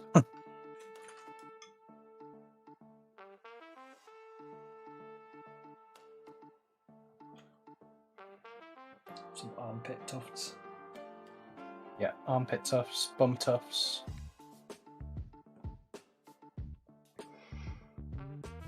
Okay, things are starting to come together a little bit more. I feel like nothing's that secure on this because of the amount of like this super glue is not that great. Just takes a bit longer to go off, does it? I don't know, it's just not playing ball.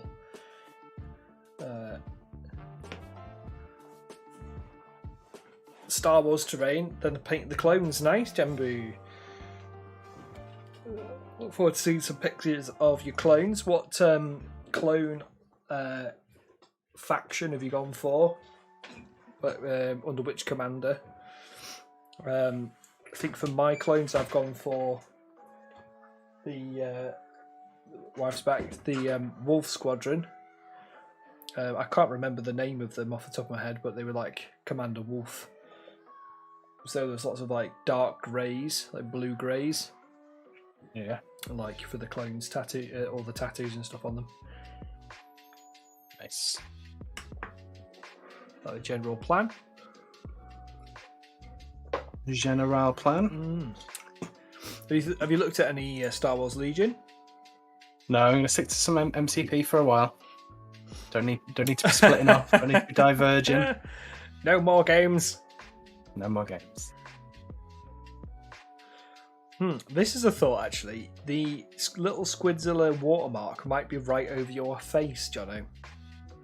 I am Squidzilla. If I full screen, actually, it's fine.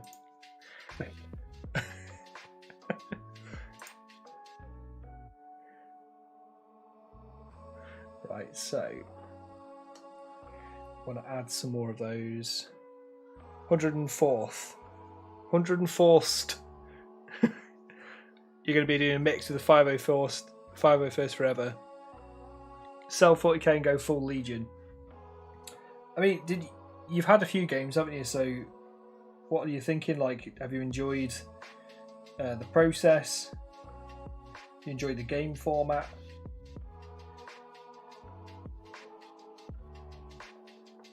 He's just pure salty. That's why he's selling his 40k.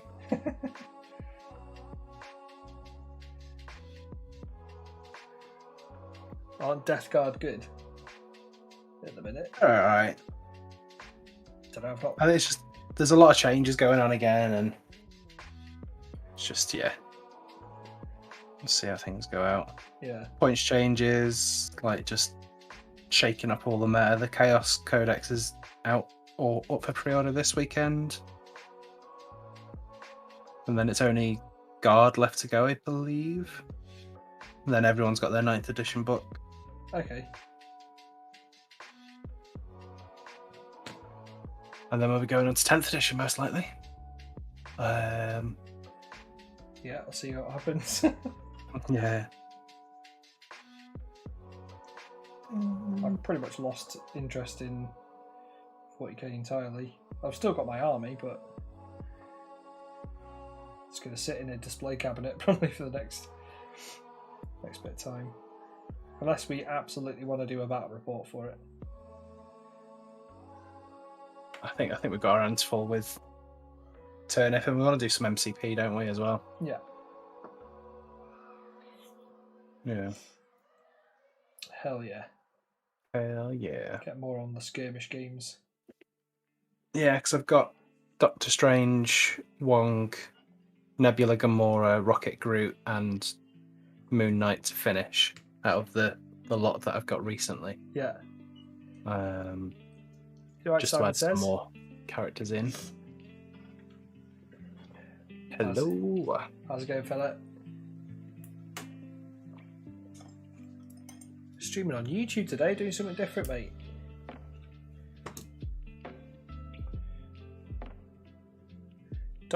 DG staying, Marines are going to go in undecided on the Eldar. Oh yeah, you've got like 3 armies. Yeah, you only just like picked up all that Eldar. Start painting it up. Right, that's it. I've already had enough. Yeah. Fuck this. Get it away from me. Yeah. I do like Eldar though. I enjoyed painting that Eldar that I did a while ago. Feels like a while ago now. It's last month.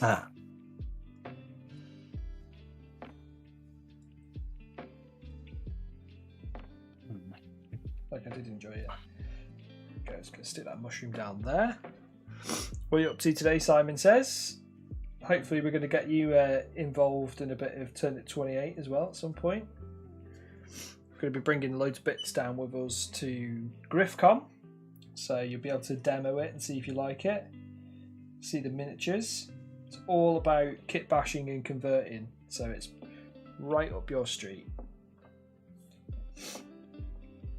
Like see here, I've got these 3D printed crabs, and I'm just sticking in mushrooms at the minute, growing out the crabs.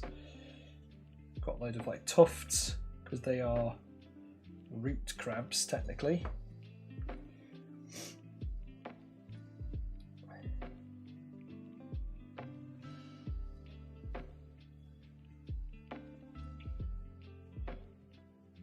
go. God, these tweezers, I feel like have been more a hindrance than a help, but there are times when I really wish I had them.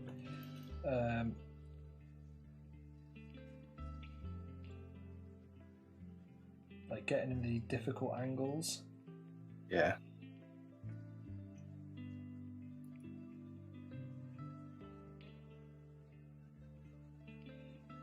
There we go. I'll probably just stick a couple of tufts in there. So I've got a big clump of mushroom growing out of at the flank of him there. Simon's already got a turnip army. Oh my goodness. You're going to have to share some pictures of that, mate. Love to see it. Sneaky sneak. Yeah, Simon's got a bit of everything. He's recently been doing some kitbash and stuff like that for building some terrain for Necromunda Ash Wastes. Nice. From our last quarter stream. Just polishing off some bits and bobs for GriffCon. Yeah, you're running the demos, aren't you, for Ash Wastes? From my knowledge.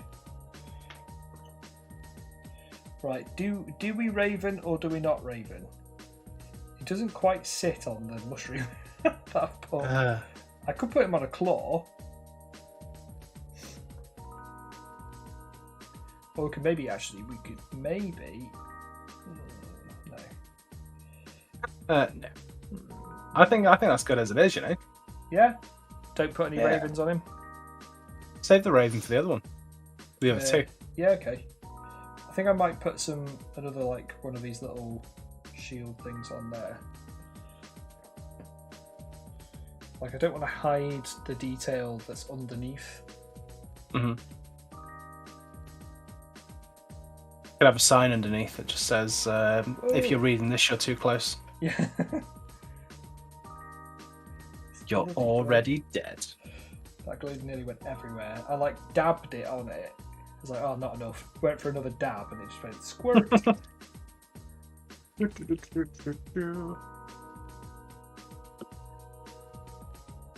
I bet Kitbash is well jealous as well because he's normally.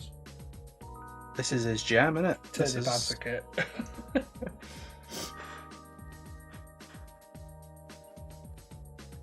There we go. Yeah, I'm pretty happy with that. Yeah, that's good. Got some boys. I still haven't got any bases sorted for them. I'm not entirely sure like what base. I think they can be up to an 80 mil. Got the rules here. I can tell you. Let me scroll. I think I may have had like a 60, 75 mil base somewhere. Yeah, 50 up to an 80 mil. 50 to 80. Okay. Let me have a little dig. If not, I'm sure you'll be able to print some off.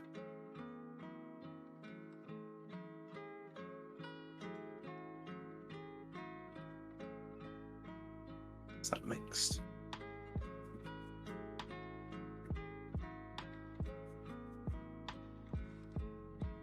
Slightly better. God. Going everywhere. Well, look at this, Jono. So these are actually the large cavalry bases. So these are from like Outriders. Yeah. They actually fit them perfectly. Perfect. So even the smaller crab, like this is I think that's the largest crab there, and the smaller crab fits on like that. Yeah, it's fine, isn't it? It just works. That's pretty much. But this guy, he's got the big claw. He's Senor Claw. Senor Mr. Claw. Mr. Claw. So his goes over that base a little bit. But if I get my tape measure out, Sam says he's running Gaslands and then we'll be on Ash Wastes. Dude, I really want to play Gaslands. I've never played it. I've got 3 Gaslands cars. That I want to take, and I bought some more, but I've not done anything with them. But this is 85 mil long, Jono. Okay. So I reckon you'd be able to get away with it. Yeah? Yeah. 85 mil by just under 50. He's hoping to get some chaff and brutes ready for GriffCon. Yes, that'd be awesome. Because we've got 2 tables, so we're going to have the main table with the demos happening, and then we're going to have the other table where I guess I'll probably be sat for most of the day. I don't know, we'll see, we'll rotate. Like, Yeah, we'll get you in on it. I want to get some games in myself, so we're just going to have to, because the 3 of us are going down, so I definitely want to play some Gaslands. You can come and play some Turnip with us. So I've got to try and get my army at least done, ready. But in At some least ways- built. Yeah, at least built. I think like I've got a unit of brutes. I've got a unit of fodder / chaff, because like I could obviously have them a smaller size. And then I'm going to have 3 crabs. I think it's 4 units, isn't it, that I need? Yeah, because your tough has 2, and then your toadies have 1 each. Yeah. So obviously 3 of your units are crabs. 3 of your followers are crabs. What about putting this guy on the back? This guy, let's have a look.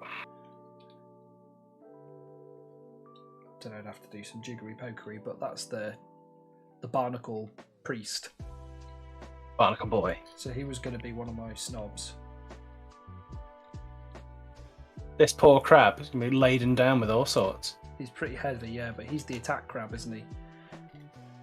Attack crab. Have you got something in place for your tough then, or your toady that he would have been? No. But I've got this guy is definitely going to be 1 toady or tough. Yeah. But like, what's the base sizes for the toady?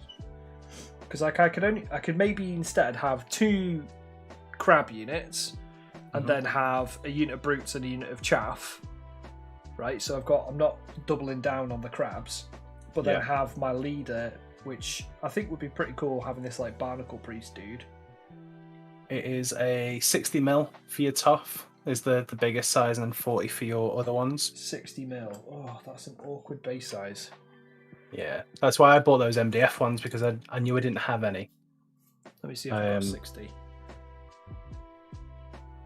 But this is Mama and Papa Pig mushroomed out.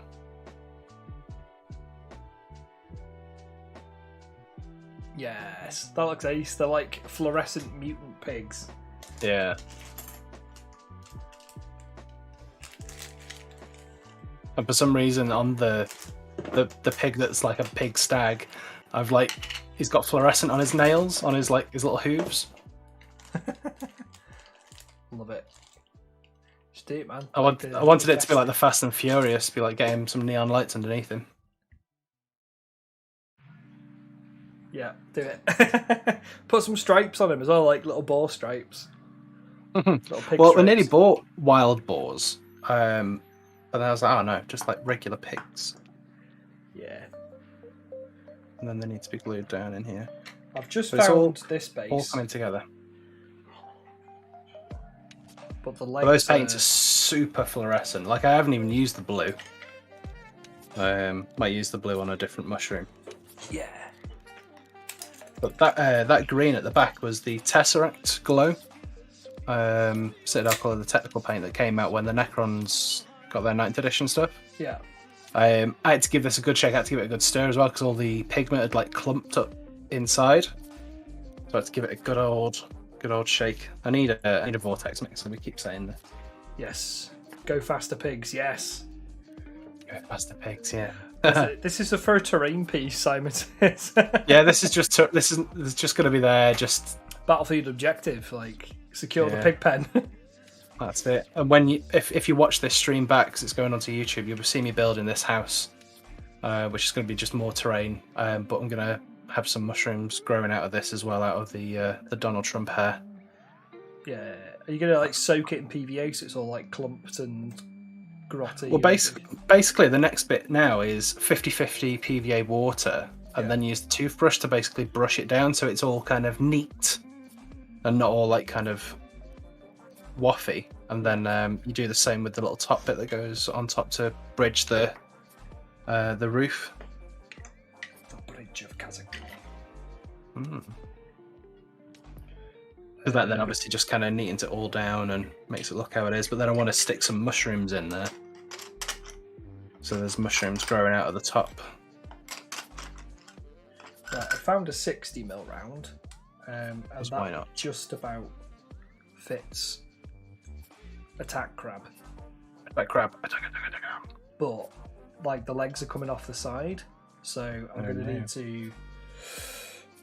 I was thinking about raising him up anyway with like some clumps of mud and things, so like really like dioramoring this out, having him come like that, and then if it's going to be this sort of the crab prince or the crab priest, crab priest of Sist.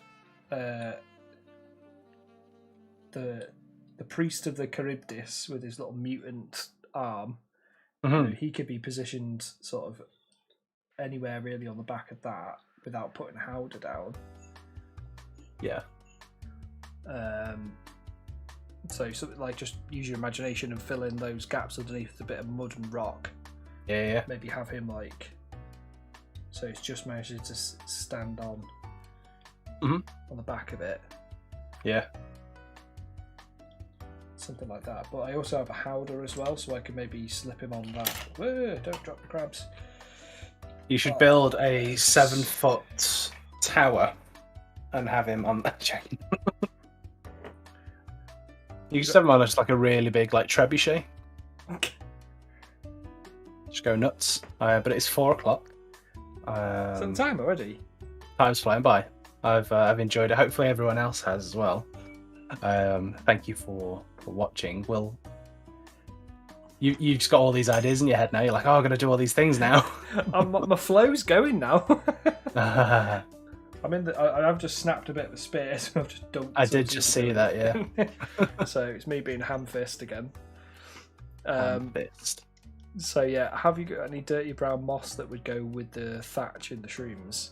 It's a bit of moss, Simon says. Yes. So the stuff that's on the bases here. Where's a good example? Well, it's not a great example, but this stuff here. Let's get the camera going. Yeah. This is old Games Workshop flock, and it's what I've used for moss. Kind of mossy for the bases. So yeah, that's what I'll be kind of flicking on as well, just so you can get that additional the moss effect. Yeah. Yeah, it's probably better on him as well. But yeah, we'll do that. We'll save that for next time. I might do some bits in between, but yeah, we'll show you that next time. Thank you, Simon. Well, I think we'll wrap it up there anyway. So yeah, we're going to do these YouTube hobby casts probably once, maybe twice a month if we can get them in. If you like it, comment on the video. I'm assuming it'll let you comment. If not live, when it goes back up, let us know. And then we'll make sure to give us a like and all those things as well for all the algorithm goodness. We don't say these things enough, do we? No, we don't. No. But yeah, like and subscribe and all that sort of jazz, and hopefully you'll catch more turnip content from us. We've also got some battle reports as well for Turnip28 if you are interested. And yeah, come and say hi next time. It's been myself, VulkanLifts, and we've had Warhammer Rose with us today this week. Thank you, everyone. It's been emotional getting you to start these crabs, but we're on our way now. And if you come to GriffCon, if we don't get another stream in before GriffCon, which is obviously very shortly, we'll see you at GriffCon if you're there, and then if not, we'll see you in the Discord and